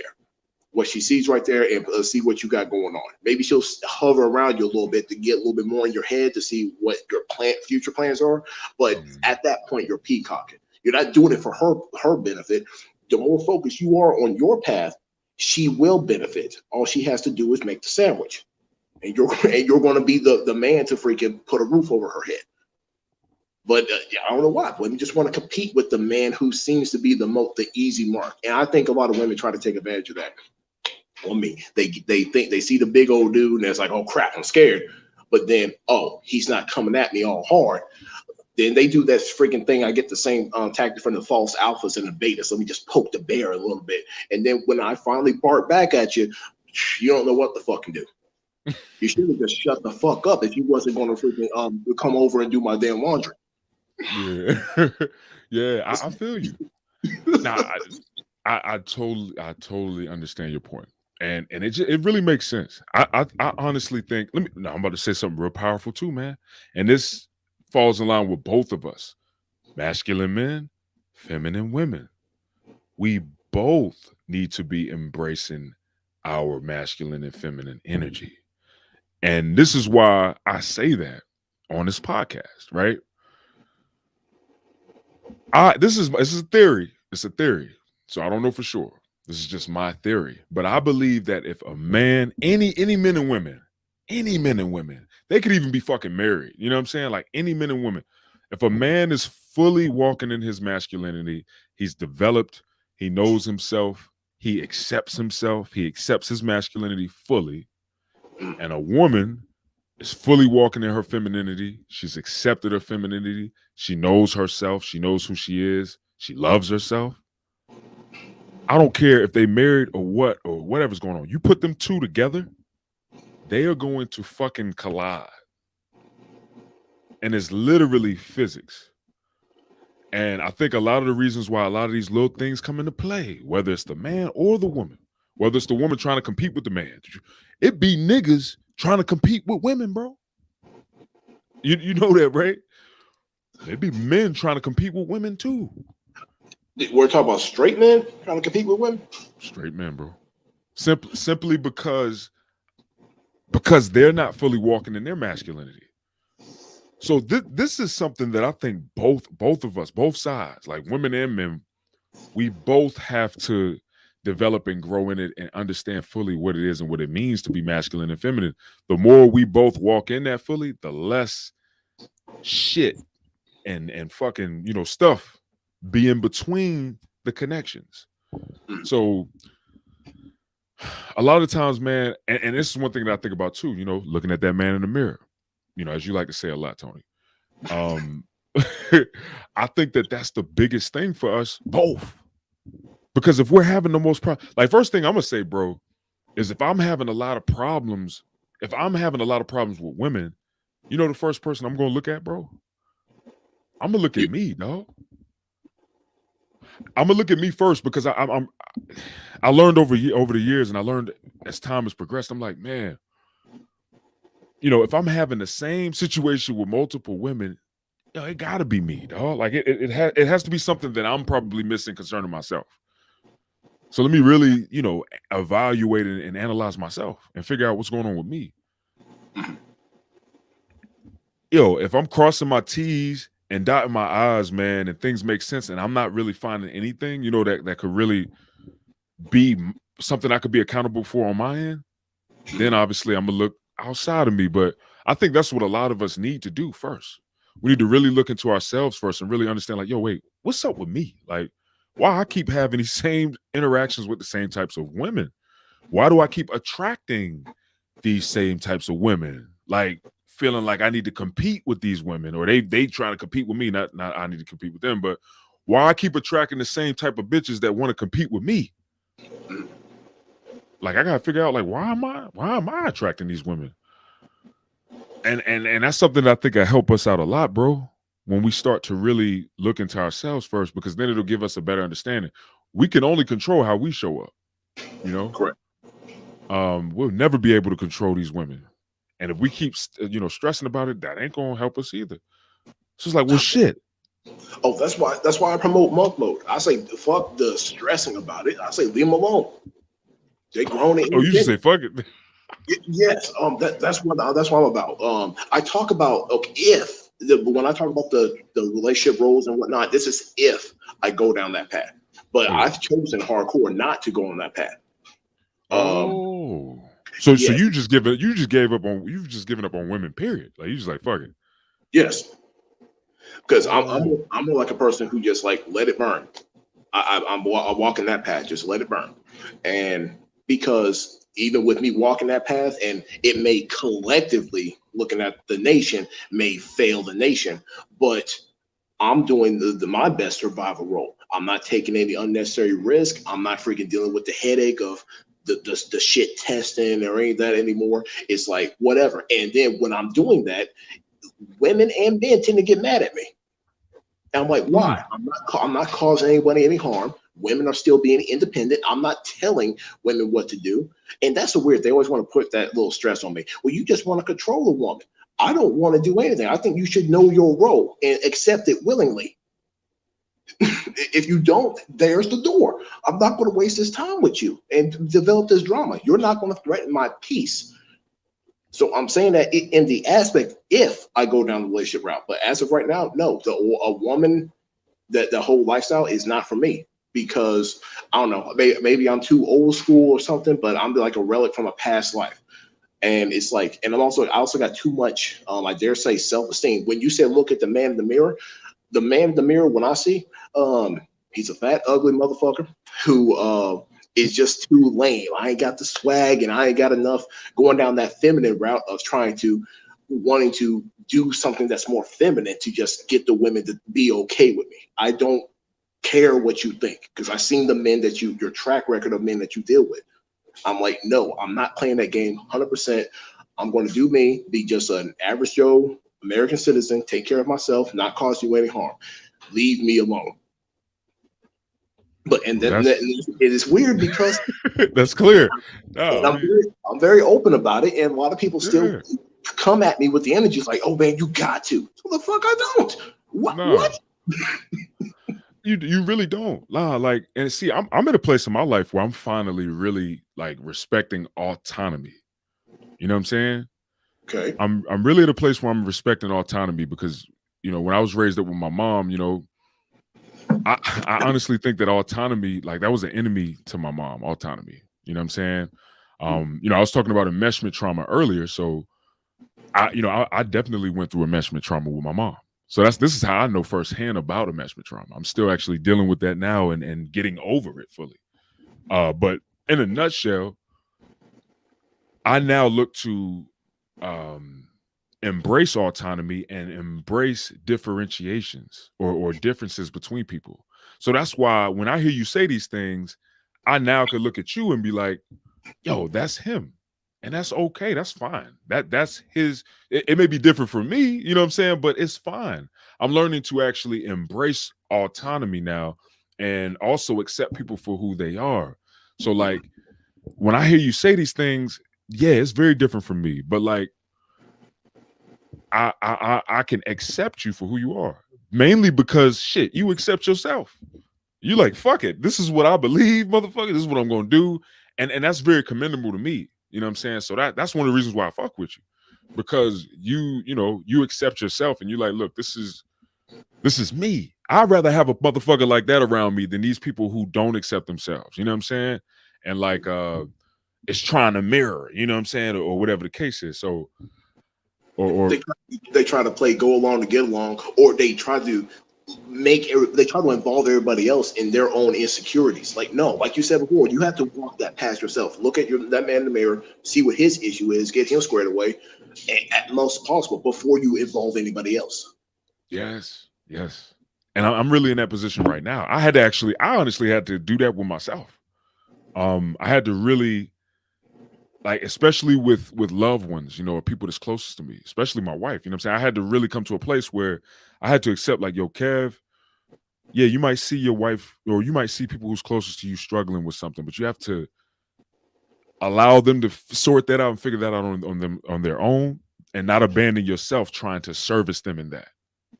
Remember, we actually had a episode where we was talking about something like that recently. I can't remember which episode it was, but I know we were talking about like being triggered by people who may be incompetent or and feeling like we gotta fix them. You Yes, remember yeah. that shit? That's a part of my enmeshment trauma, and obviously, like that's how I felt with my mom. Like I felt like if I fixed her, then we would be in a better situation. So I would always try to you know tell my mom about herself or try to bump, and I was abandoning my needs, my wants, my desires. Therefore, there was no autonomy. It was all about my mom. So going all the way back to what we originally was touching with you, and the point, I'm learning to accept and embrace autonomy. So when I hear you talk like that and say things like that, I'm like, that's what's up because he accepts himself. Therefore, I accept him. I accept your choice in that. And in the back of my mind, I might be like, yo, I hope and pray that he find a woman that will be feminine for him and that will embrace her femininity. Like that's just me, dog. Like that's the type of thought I'm gonna have for you, regardless of what how you feel. You might be like, "Oh, fuck that shit," but that's what I want for you, bro. I want you to find a feminine woman, dog. That'll embrace your masculinity.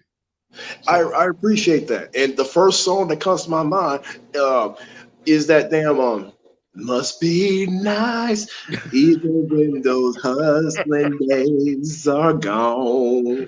She'll be by your side, still right, holding then on. on. Hell Even yeah. when you 20 stop spending, Spinning, and all them gold digging motherfuckers women disappear. she'll still be. Yo, I get it. It does sound nice. Must But, be but I nice. have to be, but I have to be practical and realistic to and adapt to Yeah. what things are. And I do have some hope factor. That's why I like having these discussions to see if more people can learn. But I'm also saying I'm willing to go scorch earth. I walked away from the plantation. I'm not going to be simping and thinking that I need a woman in my life because that's the modern twist. So I am giving into the modernity and burning the world in that fashion. Yeah. Um, but oh well, that's why I'm saying if more men need to walk on their purpose more, and then once we leave the table, we're not interested in what you have to offer anymore because we know that you care about Big Daddy too much. Women have to take that discussion with Big Daddy and change the playing field to actually make it more even for us. So until that happens, I don't know. I'll freaking get me a life insurance policy so I'll be buried and cremated all by myself. I'll be all right. Hey, to each his own, bro. You know what I'm saying? I respect it, bro. Now, real quick, so do you and then we can move on after this, but do you feel like are you at a point where you don't really believe that there's women out there who will respect your masculinity and embrace their own femininity? Do you just feel like there's just isn't any women out there like that anymore? That would you would possibly connect with or find? If I'm going to go down that path, the best women to honestly try to shoot that for are women who are not westernized. The Western women are trash when it comes to the actual respect and masculinity and the feminine role that they should be doing. So Mm. I would have to go abroad and hopefully not bring her back here so other women could get in her ear. Then all of a sudden she gets ambition. I'm like, oh, God damn it. I was thinking of, I want to do an action. I was thinking about going to school. Fuck. Then we're done. Oh shit. Damn. Oh, hey, teach his own, bro. I feel you, man. But like I said, I'm still hoping that you find somebody, man. That's just how I go. But I'm not gonna be like, yo, you need to find somebody. You know what I'm saying? Like, nah, fuck that. If you this shit, if you don't want to, that's on you. That's your own choice. You're a grown ass man. But I'm gonna Some hope that for you. some dudes actually low key want me to go down the path they're going, but then I see them complain about their situations. They tolerate cheating spouses. They freaking always whine about how much money they got to spend on their kids, how much time they Mhm. don't spend with their kids. I'm like, but you tell me what I need to do. That looks another example of that bucket of crabs mentality. You want me to be on the same level as you. Get your shit together and make what you're offering seem appealing. Because right now, with all those Mm. complaints, no, you just want me to be miserable like you. No, thank you. So, in your own logic of what you're saying, Mhm. if I was to bring you to my house and you would see the dynamics between me and my wife and how we got things set up and it was rather appealing, that would probably give you more hope, wouldn't it? That'd probably make you feel like, oh, well, this shit is possible. He ain't even complaining about him and his wife. They have a great they have a great situation, great um union. I will be happy for you. Like y'all got things squared away. I like this. Yeah, I I like feel you. this was good. Like another couple I got. She is not independent, but she's not that needy, clingy. She's not going to go out and cheat on him. He's over here doing his pile of stuff, making his stuff work, and he's gone a lot. But they got their wealth building going on because she has her job as a physical therapist, and they're a beautiful couple. I give them points on that. Another young couple, but those are the small few examples, and I'm hoping you to add you to that pile if I see this. I'm gonna be at it, bro. I'm telling you, I'm gonna be at it. I hate Lord forbid me and my wife don't work out, but it's gonna happen regardless. You feel me? So That's just how determined I am. I'll put you in the not all pile. I'll put you there. The not all, yeah. But yeah, that's cool, man. Hey, to each his own, like I said, and there's nothing wrong with that at all, bro. I'm telling you, to each his own. I don't have any judgment. You know what I'm saying? I think that's the biggest mistake that people make too when it comes to interacting with people. You can't project your life, your perspective, and your wants and desires on another person. That's invading their right to autonomy. Literally, what I was talking about. That could be very traumatic to people, especially when you're a child. I went through that, so that's why I look to respect people's autonomy now. I don't want to try to make people be like me. And that's what I think a lot of people end up trying to do. You're wasting your fucking time. People are who they are. Like, so it is what it is. But all right, man. So we're gonna move into this next part. So I get I mean, I'm gonna go ahead and go into it. And you can go into it from your own perspective and how you view it. Um, I've been in multiple relationships, so I probably got more of like an experience-based perspective, but still, I'm sure you got a good idea. But anyway, what is masculinity in a relationship dynamic? You know, like what is masculinity in a relationship dynamic between a man and a woman? And okay. You going first? Yeah, I'll go first. So okay, so this obviously this episode is about if women respect, you know, men's masculinity or men walking in masculinity. In a relationship dynamic, I believe that masculinity is security, security, support, protection, um, obviously dominance. Um, there's one thing to be dominant, and it's another thing to be domineering. You know what I'm saying? Those are two different words, even though they sound very familiar. The only reason why they're the same is because of the prefix dom. You know what I'm saying? But I believe that masculinity is dominance. A part of it, obviously, it's a trait of masculinity, and it's very necessary in relationships. Domineering, obviously, is to dominate and to pretty much obliterate in terms of who they are as a person and control them and dictate. It's like dictatorship. You know what I'm saying? That's what domineering is. I'm talking about to be dominant. That's masculinity. Um, so you have dominance, you have protection, you have support, you have security.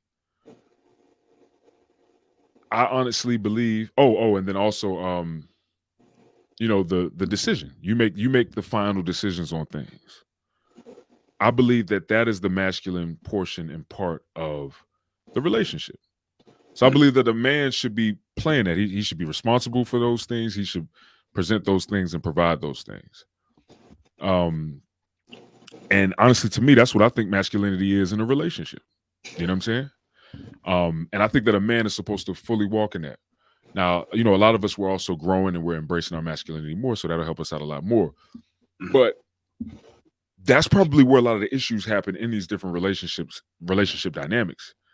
Some women have issues with fusing with that or connecting with that because of their own issues or feelings, or even, say their lack of femininity. Maybe they're not walking in their femininity. Maybe they're not walking in that. But that's what I believe is, masculine in a relationship dynamic. It's providing, protecting, uh, security, support, obviously, and having that last decision, being dominant. That's right, dominant. So dominance. Yeah. So that's how I view it in terms of a relationship dynamic. I feel like that needs to be understood. It needs to be clear. And if the woman has a problem with that, then she need to figure out what the fuck she gonna do. You know what I'm saying? If that's not for her, or she doesn't like that, if she finds that very uncomfortable, if it makes her feel weak, then she got to make the decision. Like, well, you know what? Maybe this isn't best for me. I think that's what be wrong with a lot of women too.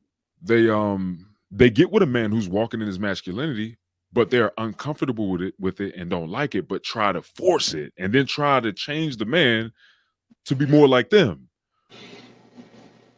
To step away from the dominance, the security, even the providing, man. I'm telling you, this shit goes so deep, man. And a lot of it stems from mental and emotional issues. Just really needing to heal, man, and really needed to accept things and also gain a sense of self. A lot of these women, Tony, a lot of these women, bro, they lack a sense of health, bro. I mean, a sense of self. They lack a sense of self, so it's hard for them to even, gel with a masculine man because they don't have a sense of themselves. That's why a lot of them are trying to be masculine, because they don't have a sense of themselves. They don't understand their own femininity, nor do they understand themselves. So that's why they have no other choice but to try to mirror a masculine man. They're just mirroring. They're just they just mirroring the man. It feels more safe to them, especially if the man he's comfortable with his sense of self. Like me, all right, for me, I'm gonna use me as an example. So I've been open and transparent and vulnerable on this podcast and even on my YouTube channel, just about, how I was brought up, the dynamics of what I went through, relationship with my mom. And walking in my masculinity was very difficult simply because of all of that. being raised by a single mom, boom, bam, boom, bam, boom, the list goes on. It took years for me to realize what was going on with me, and essentially I'm at a place where I'm fully growing and embracing my sense of self. Therefore, the masculinity is just following it. But that's what tends to happen on both sides, though, not just women, men too. A lot of the times, the reason why we are not fully sitting in our masculinity or femininity is because we lack a full sense of self, or we may have some sense of self, but it's not very strong, right? For whatever reasons. So I think that that's what causes a lot of issues in these relationship dynamics. But in all actuality, those are the solid things those are the solid things that's masculinity in a relationship dynamic, like providing, dominance, security, support. Who's the other one? I forgot the other one. But anyway, yeah, those are the solid things in a relationship dynamic that solidifies masculinity in a relationship. And a woman, she's either going to connect with that, like that, want that, or be intimidated by that, be afraid of that, or vice versa. So yeah, that's kind of what I think of what my theory is on like these relationship dynamics and why there be issues sometimes, or even with women and in them embracing a man's masculinity. It's because of that, or why they be acting masculine or mirroring the man's masculinity. It's because they really don't feel comfortable, man. They don't have a sense of self. These women are dealing with deep internal issues, and they need to get help. They need to heal and get help. Probably dealing with trauma, a number of things. So that's my perspective, man. What do you think about it, Tony? I agree with those. The traditional role of what a man's supposed to do, provide a Mhm. protector, so on and so forth. Yeah. And I think, like you said, the issue is that we have a term I've learned in the military: too many chiefs, but not enough Indians. The Mm. idea of being a subordinate has been demonized so much because, yes, and we as all citizens across the board, men and women, have the freedom to basically be the individual. But yet, here we are trying to do all this relationship stuff. So, if we're going to be in a relationship, there needs to be an understanding of who is the leader and who is the subordinate, the supporter role. Rather Facts. than, and I'll even throw in little gender neutral terms on there for the leader and subordinate. So, although I encourage men to be the leader, being the strong one, but Mhm. a female needs to learn how to be a subordinate, walk in your femininity, if you will. So, you need to not compete with the man. You need to allow the man to do what he does in order to put a roof over your head, provide, protect, and be the dominant one. And Mm. yes, he could consider your counsel when it comes to like more long-term decision making. He could, but the final decision is going to be his because he's going to be the breadwinner. That's why I'm not okay with women who are the ambitious types and want to be, going to college and try to get all this money to be a nurse, a teacher, or a psychiatrist or real estate. I think those are the four big professions for women. But Yeah. you want to do all that and be you want the power of that independence, but you don't want the responsibility. Mm. And like you said, you need to be honest with yourself first and realize what the fuck you want before you drag someone else into it. Oh And yeah. then another factor where now to also throw some, not throw shade, but to address men, the statement is men are not born, we are made. Women, this may sound degrading to you. I don't care. Take your ego out of the equation. We're trying to actually make things work. Women are what they are. They're just women. They've been lied to take on this masculine persona just because you don't necessarily need to be submissive to a man. And instead of trying to have it all ways, you need to focus on which one is more appropriate for you. And that's where we got a lot of young boys who are raised in these single mother homes. They just, the mother tends to think because he's a male, he's just supposed to know what a male does. And that's what a lot of women do. Men are supposed to be the men. They're supposed to be this way. Like But we read minds and shit. Like they think like we read minds and all that shit. Like nah. I called out my own mother on that before when we have a last official headbutt. I was like, Mom, you can't just give me a half-ass idea. You got to tell me what you want. You can't just expect me to know what's going on, then get mad when I didn't pick up on it. but, Yeah. but yes, that's detrimental to young boys because again, we're not born, we're made. So we're following your example, but your example is basically already got an idea of what a man should be, and we're not being it. So either you're going to get bitter towards the child, or you're going to teach him the stereotype more likely of how to be a man. You got to put a woman on a pedestal, and you got to fight. Like that's it. But then he says okay, and then we wonder why so many, especially us brothers, are put up in jail because we don't know how to basically temper our masculinity and our drives to actually be more engaging and cooperative with other men. We're just worried about who's the biggest, baddest one. No, I am, and I am. Did we act like fucking Neanderthals? No.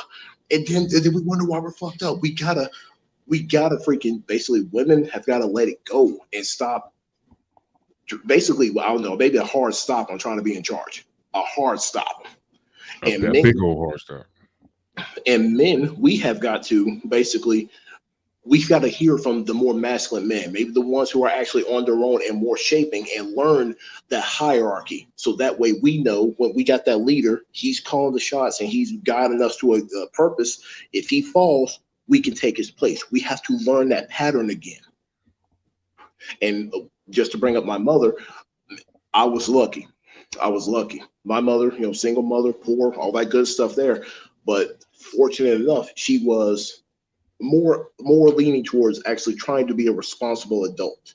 That helped me cling to my masculinity a little bit more because the idea of being a responsible adult, taking on your own challenges and stuff like that, that was there. Hmm. And like I said, I was lucky. I'm over here checking my privilege right now. No, it's a blessing, man. I'm telling you, bro. Like that, man.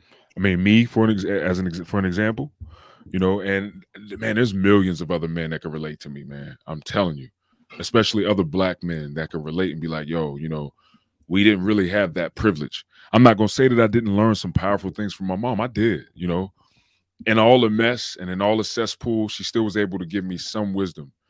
She still was able to kind of open my mind up to certain things, and I'm very thankful to her for that. But the biggest thing that I got to say about all of this too is the women, man, the mothers.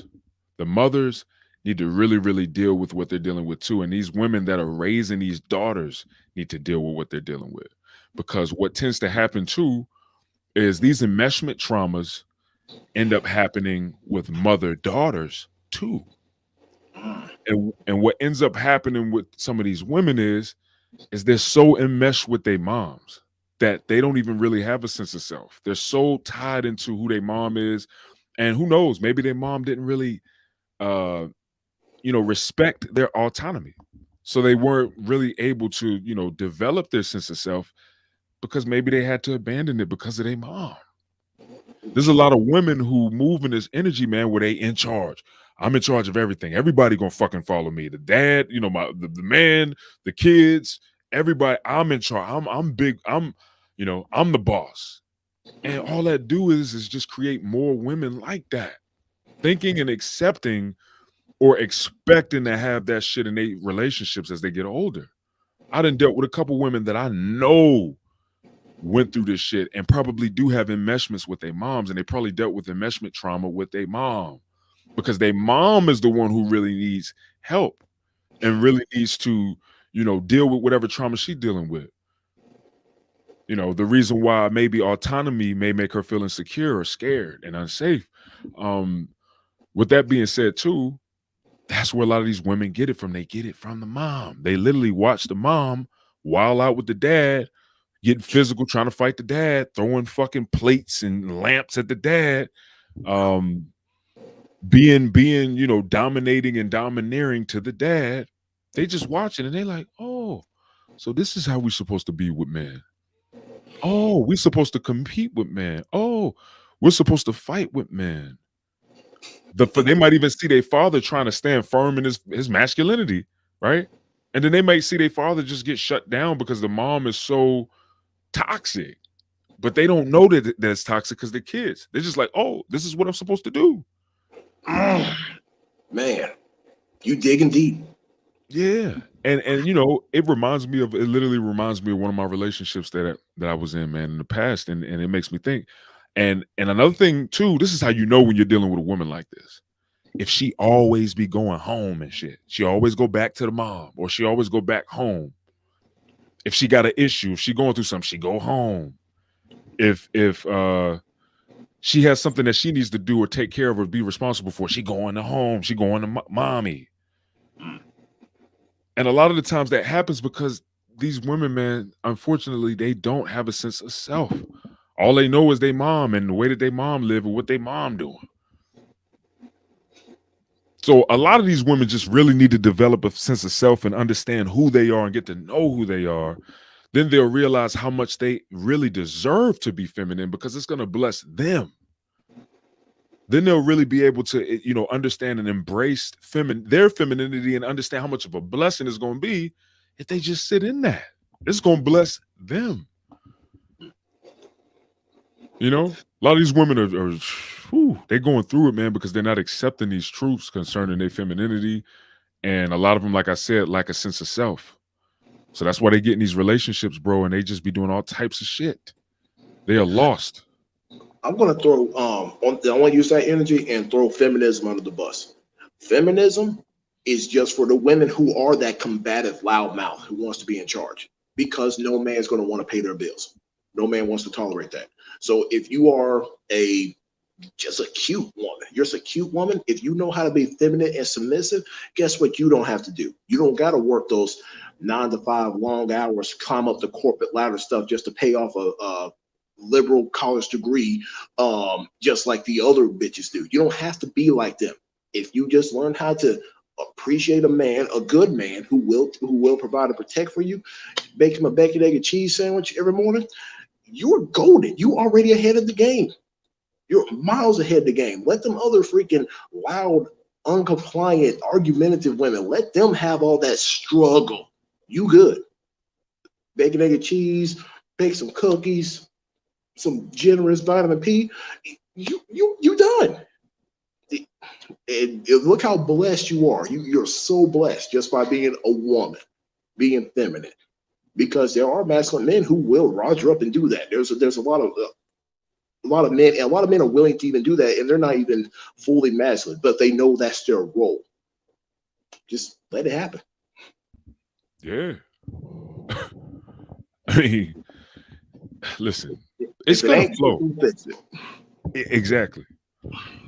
Like if it's not broke, man, don't fix it. Cause we end up fucking ourselves up even more when we try to. So I mean, that's we getting so deep, and I'm so glad. I'm so glad that we're getting deep on this episode because it's a real thing, man. Like this is a real thing. This is a thing that a lot of people are going through. And to be honest, man, it's the men and the women though. Like it's not all the women. You know what I'm saying? A lot of the times we're both going through, these different internal issues that cause us to show up the way that we do. And a lot of the times, man, we're not being our best potential, whether it's the men being fully walking in their masculinity or the women being walking in their femininity. A lot of it is because, we need to work on loving ourselves better and accepting who we are and even growing and getting to know ourselves better. You know what I'm saying? Because the more we do that, the more we'll understand what we need, what we want, and what we desire. Once we start accepting these things, then that could further lead us into the right direction to find the right people. You know what I'm saying? Then we could really understand, like, okay, so I know what I need. I know what my desires are. I know what I want. I know what I like. Well, shit. Let me go ahead and make sure I get these needs met. You know what I'm saying? Let me make sure I do what I got to do to get these needs met. Then guess what? The right people are going to come right into my path. Mm-hmm. But if I keep avoiding, what I need and what I want and what my desires are or who I am, man, I ain't going to never be around the right people. I'm just going to be going with the wind. I'm just going to be fucking lost. I'm just going to be flowing in the wind like a feather or some shit that fell off a bird or something. I'm just in the wind. And I think that's why a lot of these women don't be respecting masculinity or the men that they get around who are masculine because they don't even really know who the fuck they are. They are frustrated with themselves first. And the same thing goes with men. I believe men, we're supposed to be the ones to bring the structure. And since men are basically not in the structure building role anymore, we got women trying to just throw their hat in there, just like, oh, let's make it happen. Let me grr and yell at people. No, that's not what it's about. It's about building more leaders. They don't respect it. Then we got young boys who don't respect the hierarchy or that social structure either. And like, I'm going to say it again: if it ain't broke, don't fix it. But we got so many people trying to fix what doesn't need to happen. But you need to be honest with yourself. I mean, yes, we got so many options out there. We need to learn and focus on ourselves and our actual wants, quiet all that outside noise and the distractions. And that way we can walk with that purpose, men and women. I know what I want. It's just straight up individual. I know what I want. Yes. And even earlier when you was talking about it was something that you were saying that made me think about like ourselves, like focusing, especially for us men, us focusing on ourselves, take care of what we got to take care of first. Really digging deep into everything that we need to do to solidify who we are as people, as men. Mm-hmm. Once we solid in that base, it don't matter what kind of bitch come up in the picture, because we'll have such a strong, solid sense of self that toxic masculinity, toxic femininity, ain't that none of that shit is gonna be able to touch us or fuck up what we got going, because our foundation is so strong. Like that's my goal. And that's what I seek to do, and I will get there. You know what I'm saying? I think we all can as men. Women should do it too, but I realize like that's the goal. It's to solidify who I am and solidify my sense of self and be comfortable with that and accept that. And don't give a fuck if other people ain't gonna accept it. You know what I'm saying? Like accepting that people are gonna either reject or accept who I am, and that's fine. I'm gonna always accept me anyway. You know what I'm saying? I think that's a part of that foundation too. And it don't matter what kind of woman come around. She either gonna have to get with it or get lost. You know what I'm saying? She gotta go have to get with it or get lost. And if anything, if they get around somebody who's really solid, they're gonna get lost because they ain't gonna know what the fuck to do at that point. They just like, fuck it. I gotta get the hell out of here. Yeah, we got some comments up in this joint. All right. Man, Simply Deep 1985. He says, Sup, Black Superman. Yo, what up? Salute, salute. Simply Deep 85. He says, Soup chat room. I guess he meant super chat room. Lit. He says, so how's your day going, bro? Man, my day's going good, man. Shoot, we doing good, man. We doing the podcast, digging deep on this powerful information, man, per usual on a Sunday evening, my man Jonathan, he said, salute to you kings listening. Salute, salute, salute, man. He said, salute, sounds good. Caribbean island listening to you. Salute, salute to the Caribbean islands, man. A big old salute. I love it. I love when I hear people from all over the world, man. That stuff, it inspires me every time.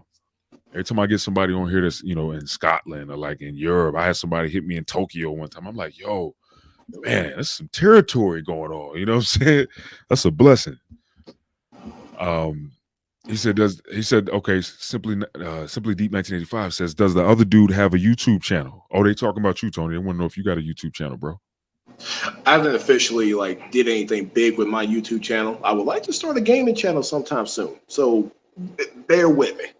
But if you want to, you can follow me on Instagram, Tony Magnum Zero. And I talk about some of the masculine stuff. I freaking lift weights, try to encourage the average Joe. Yeah, that's me right now. Yeah, check him out, man. He got some good content, man. I'm telling you, the thing I like about your page, Tony, is the rawness, the real. You know what I'm saying? And then you just attaching that with lifting. That shit is a perfect combination. You know what I'm saying? And yeah, I think if anybody come through there, they'll respect that and appreciate that, especially men. You know what I'm saying? But yeah, it's dope. All right, we got another one. We got Rare Genetics Fitness. Said, preach, bro. It's hard to make that choice, but it has to be done. Get lost. Yeah, straight up. They either got to get with it or get lost, man. And it is, and it's funny that he said that. He said, it's hard to make that choice, and it is, especially if you deal with like if you deal with not putting yourself first all the time, and I could openly say right now as a man, yo, I've been dealing with that shit for years because of how I was brought up, because of the trauma. Because when I was a kid, me putting myself first was highly punishable. You see what I'm saying? If I put myself first, or if I um you know if I didn't abandon myself, or if I put myself first, I'd either get rejected, or a need wouldn't get met, or I'd get neglected, or and look, I keep it 100 on here. I don't mind being vulnerable, and I'm not scared of anybody who may try to take advantage of me. You're not going to be able to, because I accept my vulnerabilities. And that's the problem with a lot of people. A lot of people don't accept their vulnerabilities. That's why if they were vulnerable with people, somebody could take advantage of them. But you ain't gonna be able to take advantage of me because I accept my shit. And it helps me heal. So that's why y'all always hear me talk about personal shit on here and be honest about myself, because it's a part of my healing. But I clearly he probably can relate to what it is I'm talking about when he says it's hard to make that choice. It is, especially if you've been raised up that way, but it has to be done. It has to be done. Luckily, I've been a person to just grow as and to cut my losses. But when I actually care about someone, I do hate to see them fuck up. But it's like when I realize I'm just talking to a brick wall, I have to take the axe to it. It may suck, but you got to take the axe. And I think I sent you to one of the quote that said this: putting yourself first is not selfish; it's necessary. Yes. Yes. That was a dope. I shared that too. That was a dope reel, man. I appreciate that. And I needed to hear that, honestly, right when you said it. So the timing was like divine, because I definitely needed that reminder and that boost in the moment. We all do, man. None of us are perfect. Like, and I want to make sure I say that on here too. Like, look, I don't claim to be perfect, and I believe Tony don't claim to be perfect either. Like, we are literally imperfect individuals who seek to share our stories, share our perspective to possibly help another man. You know what I'm saying? That's really the whole point of this, and the whole point of the whole podcast. So just keep it 100 and 1,000 with y'all, man, and hope that our truths, our vulnerability, our expression of our perspectives and our theories can be of benefit to you. You know what I'm saying? And it can bless you in some type of way. So that's the spirit behind VKP, man. That's what we trying to do here. But yeah, so we got one more thing to push on and touch on, and then we'll be finished with this episode. But really, for this one, here's the question. We take it back to the women. Do women respect their femininity? Ooh.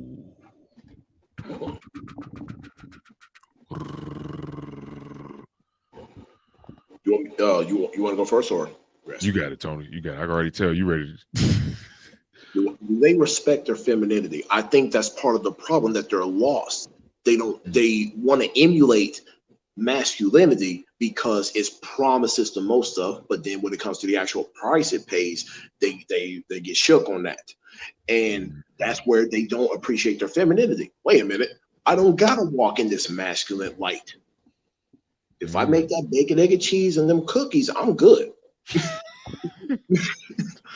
And so but yet they use their femininity just to lure in that man to want to take care of them, but then they don't end up respecting that man. So it's a vicious cycle right there. Yeah, I'll use the positives of my feminine charm to lure a man, but I don't respect him, so I'll just do whatever. Oh damn, it is a vicious cycle. Now I put it that way. So they have the entitlement of wanting to be taken care of, but since they don't respect masculinity and what it entails to of the man to do that role, it's just something that they just deserve. It's entitlement at that point. Well, I spread my legs for you. Now you got to do all this. A masculine man, let's you just talk about a free sample of vitamin P. A masculine man is not going to be moved by just the fact you got vitamin P. Matter of fact, that's how we got so many damn single mothers right now. Bingo. You did your feminine charm. You lured into a man who's not necessarily walking in his masculinity. He probably got that stereotype masculine energy. He's all tatted up and freaking the big old dude ready to punch somebody in the face for no reason. And that's the one you spread your legs for, and then you think you're going to tame him. a man who in himself is not walking in masculine energy because he's confused. We're so broken. Go. That's weighing on me right now. Oh man, we are so broken in that. It's a vicious cycle. It is. And the only way we can really fix it is to try to cancel out that noise and find out who we are. So, ladies, I can't tell you how to be feminine, but I can tell you what a masculine man or man is trying to be masculine. I can tell you what I would appreciate from a woman, and maybe that's in the right direction. That's the best I can say. But if you're gotta just bake cookies, I don't think it's a bad deal. You got too many, you got too many men right now who really want to be that housewife or house husband. They don't want to work. I mean, that's lazy. That's not masculine. You know, they want to be lazy, or they just really submit to a woman, and then they're the ones being the house husband. And Playing sticks all day. They on the game all day. it's like I will give men credit who do that though. They see the good deal. Why don't women? They have that option by default. Yeah, that's a fact. So men are like, hold up, oh, she's going to college, paying the bills. All I gotta do is stay home, clean up the house, and bang her every now and then, play with the kids. Cool, I'll do that. But women, why won't you do that? It makes more sense for you to do it. You by default, your femininity. All I gotta do is, hey, bake you these cookies. Hee hee hee. You doing? You a man who does that, he's going to take certain L's. He's going to be not looked at so good with his peers, or the way things are going. I don't know, but it's like they honestly believe that they're trying to make men into better women. Some of y'all women, are being taken advantage of too, man. You gotta understand, like some of these men are literally taking advantage of y'all. They are taking advantage of the fact that you want to be masculine and you want to be in power and in control. And they're like, all right, bitch, go ahead and do all that shit. I'm just gonna sit here and enjoy all this food. I'm gonna watch porn all day while you at work, busting off loads. I'm gonna have another chicken here while your ass at work. I'll be here doing all types of shit while you at work. And it's the harsh reality, but it's the truth. There's a lot of men who's taking advantage. These niggas don't want to work. They like, oh, I ain't gotta work. Shit. This bitch, she's the GM of this company and she making, 6 figures a year. Shit, I ain't gotta do nothing, my nigga. I could just make me a man cave and just play the game all day and I ain't gotta do shit. These men are taking advantage of y'all, man. Straight But up. on that knowing yourself thing, if this, I guess, a little bit of modernism, if you are 100%, that's what you want to do, big time CEO, and you just want a house husband, and the house husband's willing to do that, he's willing to bake the cookies for you, put on an apron or whatever, I guess it's consenting adults. I can't argue if that's really what you want. But in the battle of trying to bring masculinity back to the table to actually bring some legitimate balance, so men are not women, and raising our boys to be feminine rather than actually them finding their masculinity getting a little rough. I'm against it, but these modern times, okay, if it works, there is a little bit of a price being paid. There is some harm being caused long term, I believe. Oh yeah, definitely. I totally agree with that, for sure. And Simply Deep 1985, he said, Black Superman, are you taking questions tonight? Yeah, man, why not? I mean, we've already been on here for about 2 hours and 18 minutes. That's a bit long. It depends on how much further we go, man. But if you got a couple questions, go ahead, let it ring, man. And I'll slide over it before we get out of here. But yeah, man, solid point, Tony. And I totally agree with that. And, for me, like, yeah, in all honesty, I think a lot of women don't a lot of these types of women that we're really focusing on don't respect their femininity because they don't know what femininity is. And it's understandable to not respect something if you don't know what it is. That's why it's so easy to disrespect a motherfucker if you don't know who they are. Because I mean, in all honesty, no, that don't make sense because you can't really just disrespect someone who you don't know because it still would make any rational sense. But my point is it's clear why these women probably don't respect their femininity because they probably don't know what real femininity is. They probably think that, okay, this makes me feminine if I, open my legs up, let the dude bust loads in me, you know what I'm saying? I got a big booty, and I dress up nice and I dress up cute and feminine. That's femininity. And those are just portions of your femininity. Those are just some traits of femininity, but it is not femininity in its totality, you know. And I think a lot of these women think, well, if I just do the bare minimum of feminine things, that takes the whole cake. Mhm. It's like they be trying to kind of like squeeze in, a little bit of this, a little bit of that. You can't do that because it's not authentic, nor is it the fullness of it. But in all actuality, I think a lot of these women who deal with these issues don't respect their femininity because they really don't know themselves, nor do they understand their femininity. So a lot of them, I think, are out of touch of their femininity, and shit, a lot of them probably had to abandon their femininity. Mm. If we want to go deep, a lot of women probably had to abandon their femininity because of life. Listen, a lot of people go through these different issues when it comes to a sense of self, or our personalities, or whether we're walking in masculinity, femininity, blah, blah, blah. A lot of this stuff comes from trauma, man. I'm telling you, it comes from trauma. It comes from life situations that could literally cause you to abandon that part of yourself. And I think a lot of these women be in situations where they gotta abandon their femininity. It could be anything. They could be like an older sibling and say, the mom, she doesn't really nurture the kids of the family like that. She's not really a good mother, or she's struggling, to be a mother. That older sister probably feel like, okay, I gotta be responsible for that then, you know? Or fuck that. It could be a chick who had to really focus on protecting herself because maybe she lived with someone who was molesting her, or, doing things that she really didn't like. And that probably caused her to abandon her femininity.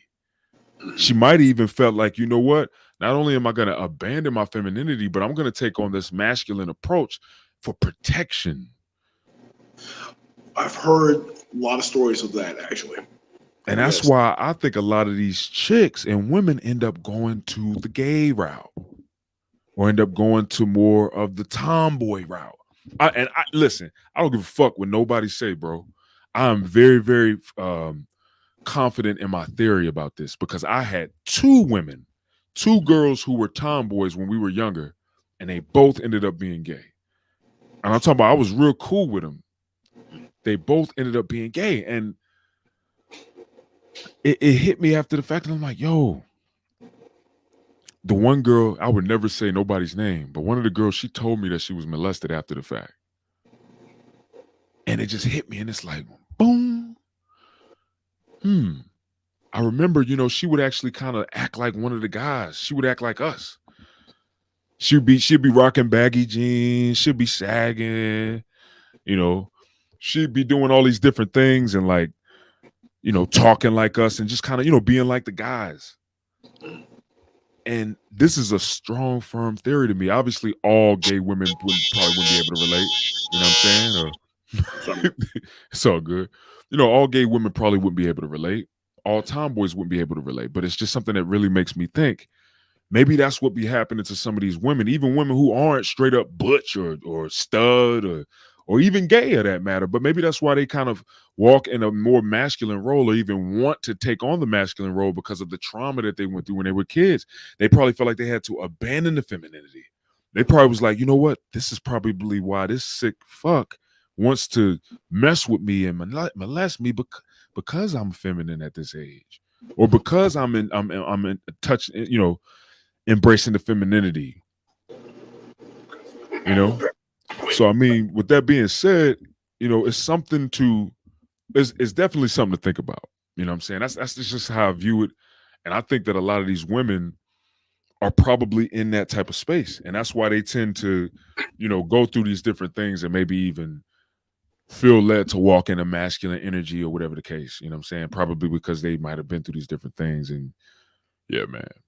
It's a real deep concept, but yeah, I think that's why a lot of women don't respect their femininity because they don't really know it. They might have abandoned it at a young age. I got two daughters, man, and I just trip off of how feminine they are at such a young age. Like, it be tripping me out, bro. That's what I'm like. I'm like, yo, this is a natural, innate thing. Like we are literally born men. We're born masculine. Women, we're born. They are born feminine. Like it's natural. I see it in my 1.5 year old. I see it in my 4 year old. She was switching at 2, man. You know what I'm saying? Walking and switching, and I'm like, now she could be watching her mom and this, that, and the third, but nah, bro, nah. There's a number of things that I noticed that my 4 year old daughter does that's different from my wife. You know what I'm saying? That's feminine. My wife, she kind of do the lip wrist a little bit, but my daughter be killing that shit. You know what I'm saying? And it's like, No, mommy, like this. you're trying to teach your mom, like, but so it's a very deep theory, and it's something that I think about, man. But I think that it be deep things and deep issues, and then sometimes it may not be trauma, it may not be trauma, it may really just be choice in some of these women. They may really just choose to embark that path, or it maybe even take it on. But it always, to me, stems from some emotional mental shit, man. That's just my theory and belief, and I think it's true. But don't nobody want to talk about that. No, don't nobody want to talk about the LGBT community and mental and emotional health. Like, don't nobody want to talk about it because that's the main push right now. You know, even with the cancel culture and all this shit. That's why people are afraid and scared to talk. But back in the 70s and the late 60s, they actually knew the correlation to homosexuality and mental health. That's why there were plenty studies, and you could look this shit up yourself right now. You can go see what they literally came to the conclusion of concerning uh um what is it, like what is it, transsexual, you know what I'm saying, like dressing up like the opposite sex and all of this, man. You could look at the research that they did, and it makes a lot of sense, but don't nobody want to talk about that right now because of what's being pushed today. um One of my lesbian friends, she had a tomboy vibe to her or whatnot. And when I found out she was a lesbian, it's like, all right, cool. But she's just a gym bro at this time. yeah. And on one hand, she was over at my place. She started doing the little feminine look at me, the little tactics. I'm over Tore here. her ass up. I did not tear her ass up, no. But it's like you're trying to tell me this, but then, like you said about the trauma situation, she showed how insecure she was and desperate for a relationship, and then she went the full route of actually going the full trans route. And Mm. at that point, I couldn't really deal with her anymore. I'll be honest, because I accepted you as this. Going down this route, I can't do it. I just kind of just left her alone. And then I'm over here thinking, what you were saying about the trauma, is this part of the problem? Because she did express a lot of insecurities. It wasn't like, okay, I'm a confident individual, gay or not, you're a confident individual. She didn't express a lot of that. A lot of Mm. these outside things trying to make her feel more or like part of this situation. And I think that was part of it. And it's kind of sad. It is, bro. It is, man. Like all of it is sad, bro. Like if people really understood and realized, like, that's a part of the reason why a lot of people go through things and deal with things, or deal with relational issues, relationship issues, family issues, family dysfunction. It all stems from these different traumas, bro. And like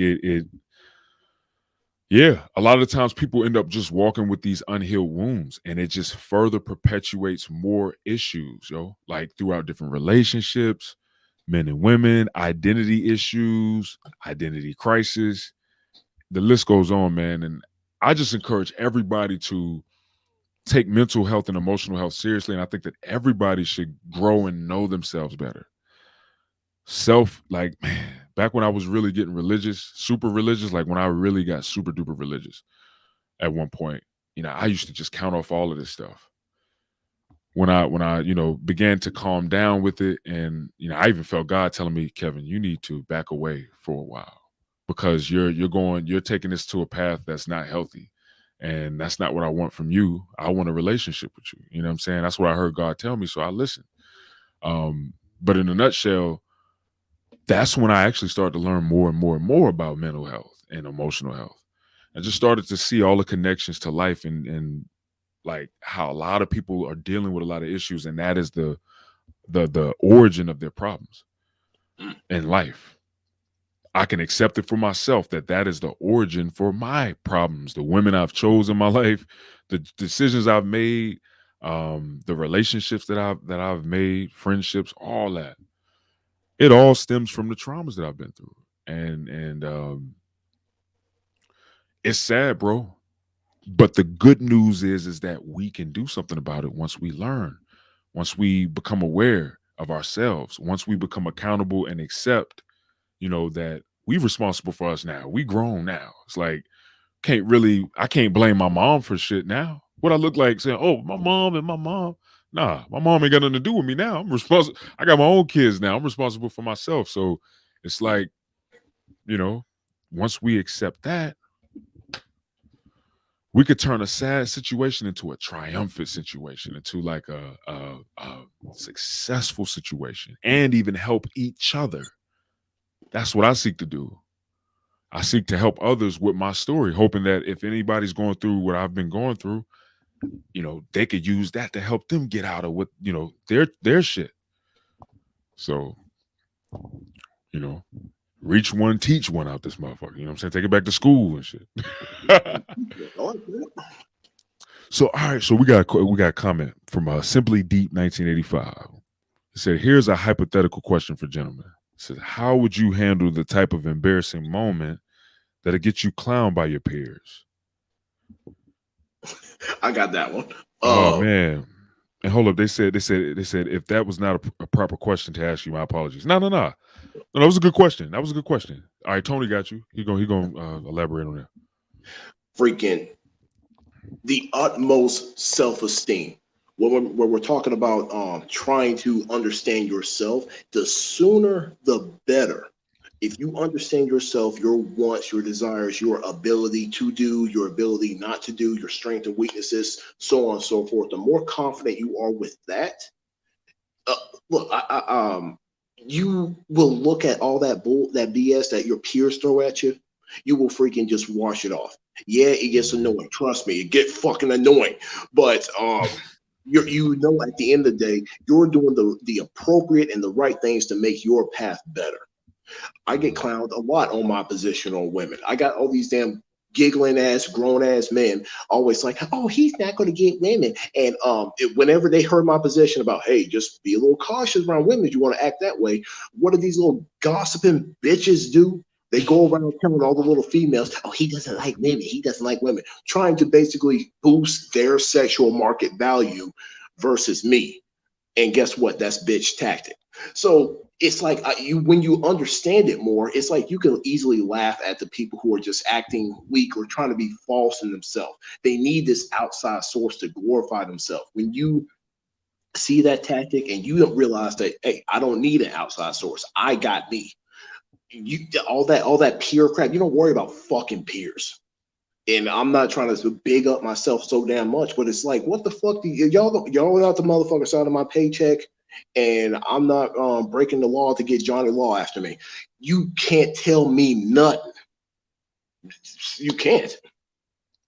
If you want to Wait. tell me something, if you want to tell me something, it better be something that you can prove that I'm doing wrong. If I'm doing something wrong, or show me something better. If you can't do those two things, fuck you. Straight up and down. That's some real shit. And see, my view is, and it's gonna be somewhat similar to Tony's, but like once you know who you are and you accept who you are, it don't really matter what another motherfucker got to say. You know what I'm saying? Like at the end of the day, you'll start to realize that what you think and what they say cannot compare at the end of the day. Like your thoughts concerning yourself will override whatever they got to say about you. It's like motherfuckers will clown you, and if you stay firm in what you think and believe about yourself, the same motherfucker that clowns you will actually start to fucking applaud you. They'll actually start fucking with you. Honestly, I've had that happen to me a couple times. When I was a child and when I was a kid, it was very difficult, and I did not know how to handle being clowned. I got clowned a lot when I was a kid. You know what I'm saying? It made me feel like I didn't belong, all that bullshit. But as I grew older and I started to accept myself more, I started to realize that the motherfuckers that clown me, when I showed that it didn't even bother me, it then would switch from them kind of clowning me to them kind of like talking good about me. Then they'd actually kind of be on my dick a little bit. And it's like, wait, you was just talking shit. Oh, now I'm that dude. Oh, it's because you realize that what you said couldn't take me away from what I think about myself. You realize that your words, you couldn't project what you felt about me onto me. And all you could feel in that energy is that I was sustained and solid in what I think about myself. So that, honestly, that's the best thing that I think you could do. You know what I'm saying? Like, especially if you're embarrassed. Just ask yourself, what do you think about yourself? Like what do you think about you? You hear what these motherfuckers think, but shit, what do you think? Do you agree with them? You know, that's something to really think about. And if what is what you're doing getting superior results, because that will be the best revenge on anybody, superior results. Example, I got a lot of people clown on me because they know I'm a gym guy. And these are people clowning on me when they're shook at 315. I'm like, oh, really? Am I supposed to be embarrassed when you came in here at 315 one time and I'm over here just repping it like it's nobody's business? I'm supposed to be embarrassed and care about what you think? Really? That's adorable. I just laugh at a motherfucker. Like, if somebody comes up to me picking on me about some shit and they don't even align with what I think about myself, I will literally laugh at them, like right in their face, and be laughing at you. Like, then they get confused. They're like, wait, why is he fucking laughing? Like, hold on, what? Because you're adorable. Yeah, because you fucking funny. You stupid as shit. Like, you are literally saying shit that does not align with my truth, my personal truth of what I think about me, or what it is that I'm doing, or what it is that I want to do. Like, especially those people. If somebody gonna come up to you and clown you about something that you do well, it's like, yo, you a fucking retarded, nigga. Like, you stupid as shit. Get your dumb ass the fuck away from me, man, before I bitch slap you, man. Like, you stupid as hell. That's how I look at it. I look at it like that. If somebody gonna clown me for something that I do well, it's like that's kind of like that whole like taboo shit, like in the hood. I remember I had somebody try to clown me because I had a book. Man, I made him feel so fucking stupid. I'll never forget it. He was like, oh, look at KG, because people used to call me KG back then. He was like, oh, look at KG reading that book. I was like, yeah, dumbass. I want to get smarter. I'm like, you stupid as for you probably can't even read the title on the book, motherfucker. Then people start laughing at him. Then I start going in on him like yeah, I read, dumbass, stupid, remedial face, motherfucker. You know what I'm saying? I just start going in on him like yeah, you're retarded. I just was going in on him, and like people just started laughing at him. So a lot of the times when people try to clown you, shit, flip that shit back on them. Like think about how it makes them, how they stupid for coming at you to begin with. Shit, that's what I do. Man, I don't know. I'm not much of a shit talker until I get really pressed. Me, I kind of just I take the hits. Tony does this. Oh, he does that. And I'm like, you're right. Yep. Well, I do that. Man, you're over there just big for no reason. Well, I do got some weight on me. Yeah. They'll be like, yep, yeah, your mama like it. Shit. That's what I tell you. Like, it's funny. Like, I even had, we actually talked about that little situation that happened with the bisexual chick when I walked in there, and she was the first. I had my chest kind of out with I had like a big ass, actually I had the hoodie cut. So all my middle chest was out. And she kind of was going in about my chest. And I just was like, yeah, so what? You know what I'm saying? Kind of, that's another thing too that'll like offset it. Like if somebody come and clown you about something, if you just don't act like phased by it at all, they just look stupid as hell, and then they feel stupid. But anyway, that was a good question though. That was actually good, man. We was able to dig into that one. So what he said, here's an example scenario. Somebody stumbles upon you and your significant other in a naughty situation at some secluded area. The fuck? I mean, first of all, I'm not really good. You're just trying to get your nookie on, and you got a little all scoped out. Hey, what's going on back here? Up, none, we're good. Yeah, you just play that shit off and keep it moving. What the fuck? I wouldn't feel embarrassed about that. I mean, yeah, that's not the big at all. That happens probably a lot. You over here, hey girl, like you get all curled up, and then here comes somebody. Hey, what y'all doing? None. That's a funny moment right Yeah, that's one of the funny ass, like, especially if it's like on camera or some shit. It's like, damn, they just got caught, you know. But it is what it is, though. Um, so Dark Shadows. He said, is it true if you don't try too hard to get a girl and you say some random shit to her to make her confused, does that work? Um, nah, bro. I'm gonna keep it 100 with you. Um, if he said if you don't try hard to get a girl and say some random shit to her to make her confused, does that work? Now I will say this. No. I will say that if you don't try hard to get a chick when you're trying to holler at her and you don't act like super like googly eyed about her, that would kind of spark her need for validation. Now that shit actually does work. I know for a fact that it works. If you was to approach a chick, because I see you also said and you say something random to make her confused. It depends. Like if you say something random that doesn't make sense, she's just gonna be confused and she might just look at you like you stupid or something. But like if you was to go up to her and not really act all googly eyed and just kind of talk to her like you weren't really trying hard or you wasn't trying your hardest because you need to get her, that probably would spark her need of validation. She might kind of feel like, well, wait a minute. Or if you did say some random shit, this actually does kind of work a little bit from what I've seen and heard. But if you were to kind of say something that was a slightly critical of her, it may spark her need for validation. But I'm not all in the game like that or nothing like that. But these are just things that I've heard over time. But that right there, I mean, I've heard kind of works a bit well because women naturally, seek validation. That's why if you want to get a chick's attention, I'm telling you, all you gotta do is go around her, but don't pay her any attention. I've had this, I know for a fact that shit worked. I don't. I went to Hooters one night, and I purposely did it. I went to Hooters one night, and I purposely, didn't try to like, get none of these chicks' attention, and boom, bam, boom. I wasn't paying them no attention, and all of them just was at me and at my table, starting up random conversations and shit, and like just talking and sparking shit. And I'm just like, wow, this shit really work, bro. Like it's crazy, but that's something to think about, man, for sure. All right, simply deep 1985. He said, "Thanks for answering. Thanks for answering my question, gentlemen. Awesome, awesome, awesome, awesome." Dark Shadows. He said, "I think I'm a bad motherfucker. Ain't nothing wrong with that, man. Shut your mouth." All there. right. Ah, Put out a oh, gun and shit. Fuck. I'm scared, man. All I right. want to be around no bad motherfuckers now. That's I'm shook.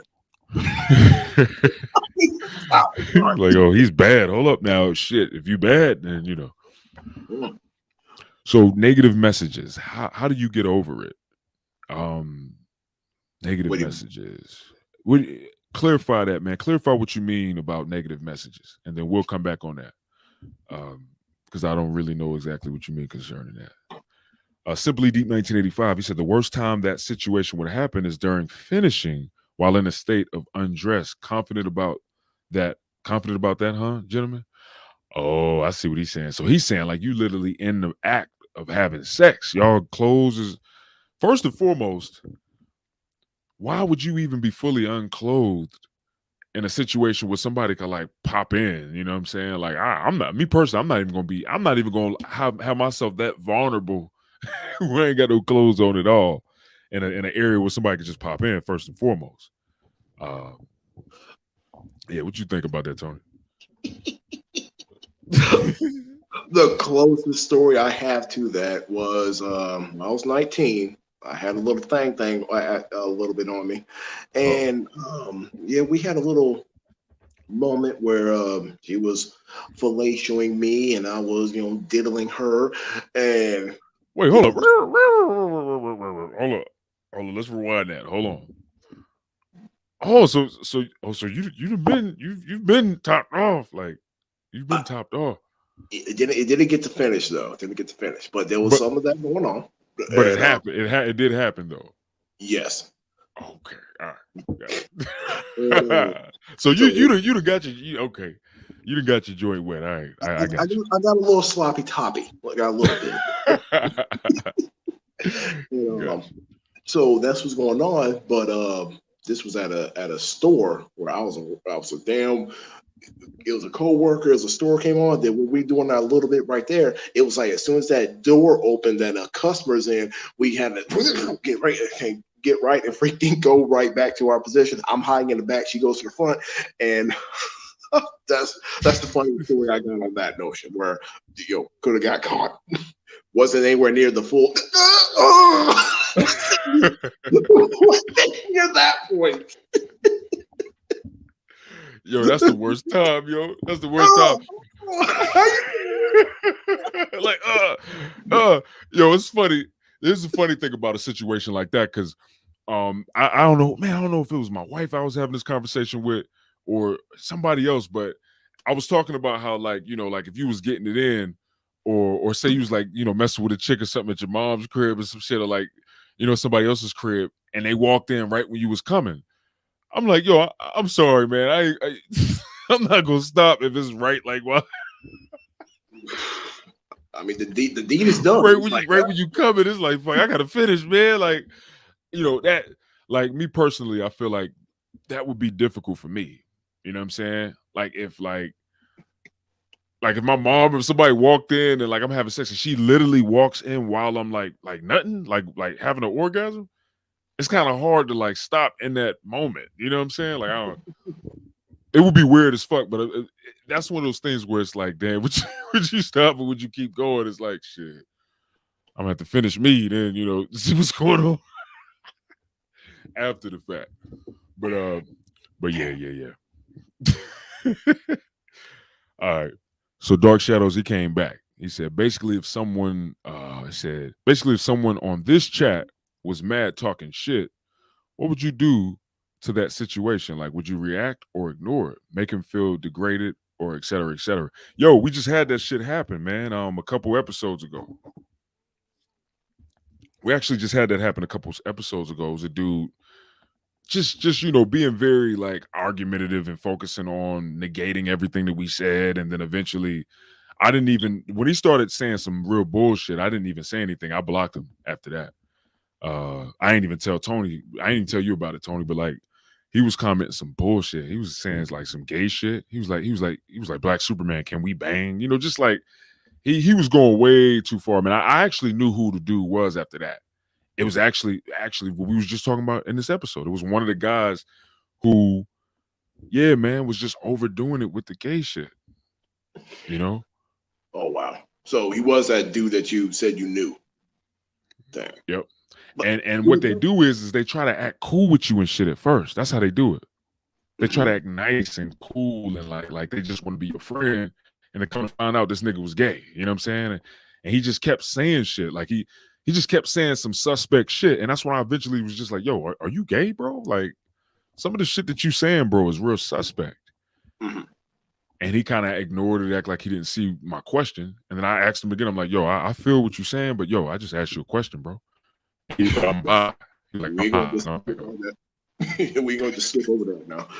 Yeah, you're not gonna just you're not just slip and slide without that. Like, but anyway, but yeah, like we already had that happen, and just kept it 100 with you know what I'm saying, and kept it real on the episode. And then he was asking all right questions at first. It was then just kind of went to the other thing, but yeah, I mean, talk, how you feel, man? We don't be seeing some little side pop them up. If you we're still talking about what are you going to do with this person just being a jackass? Yeah. See if you can keep the conversation on point.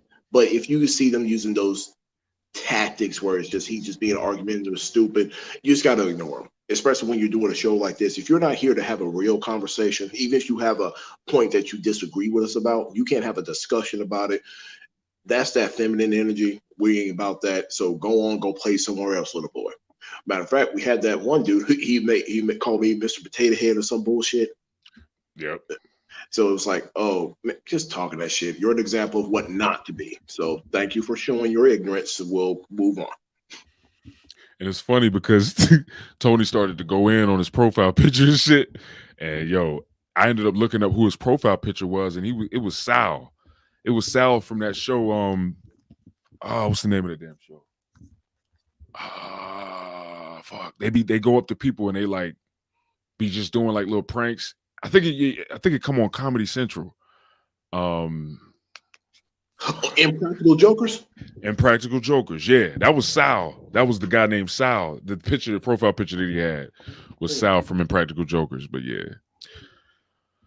But you know, it is what it is, man. But those guys, man, they funny. At this point, I mean, if people come with some bullshit, keep coming with that bullshit, they getting blocked at this point, man. You know what I'm saying? So he couldn't even come with a freaking his face at a profile. See, we out here, we're basically exposed, telling our stories to help people, and you can't even freaking meet us face to face or be honest. You can't do either or.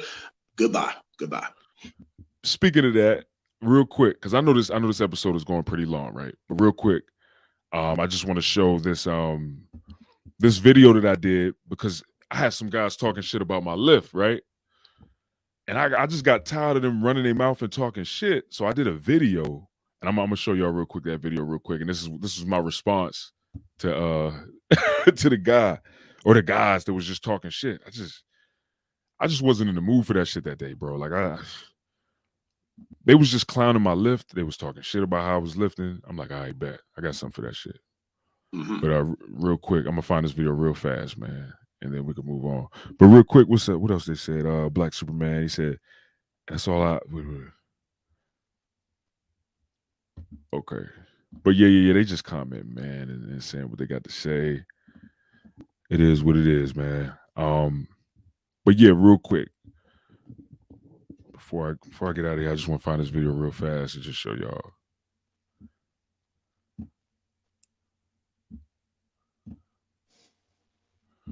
Just show y'all how I responded because they just was going in on my lift, bro. Like I think I did like 365 or some shit, and it was just talking shit. It was like, oh, you weak. It just running their fucking mouth.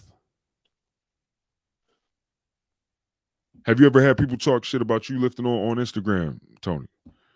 Just low ball shit about me being fat. Oh, Like that's it. that's the best you got. Me being fat, the low hanging fruit of my overall physique.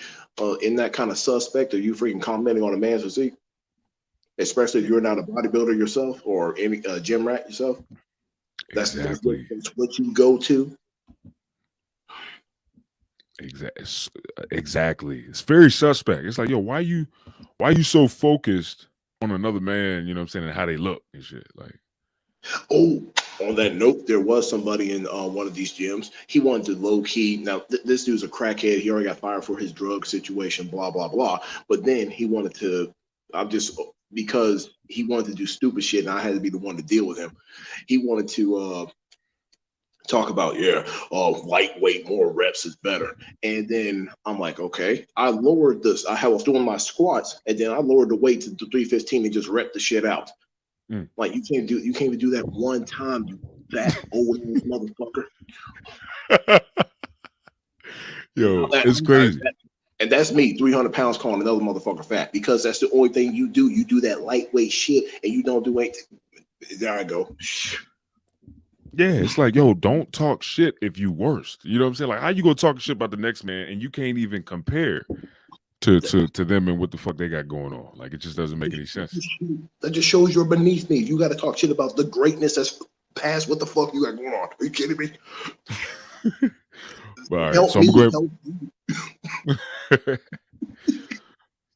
So I'm gonna go ahead and play this video real quick, man. But this was the response that I did to these cats that was talking shit about my bench press and shit. Mm-hmm.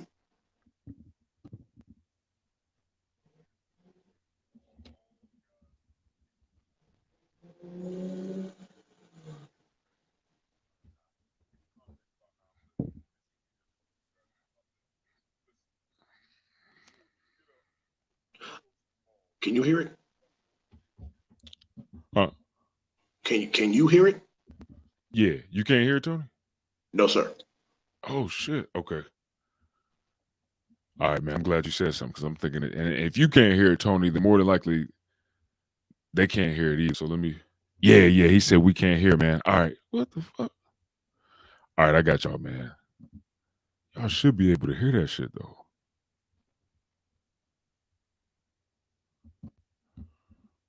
What?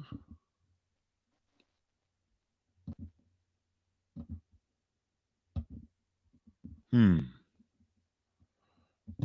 All right. All right. I'm gonna play it again, Tony. Let me know if you can hear it, bro.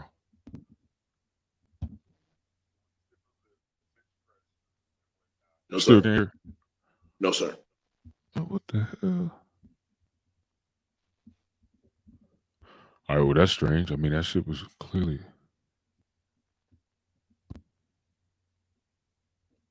Hmm. All right, let me try this shit one more time. If it don't do it this time, then look, y'all could just go to my channel, man, and just put in Black Superman response to haters about his bench press. But I'm gonna try it one more time, man, because it should be working. 365 is pretty respectable. How many reps you get? I did two, you know what I'm saying? Like I was still working on it. That's pretty. That's still in a respectable range. There's a dude who bench pressed 315. Well, he didn't do it, but the way he did it, I was like, all right, 315, let's get it. You know, he was close, no cigar, but 315 above, I'm cool with that.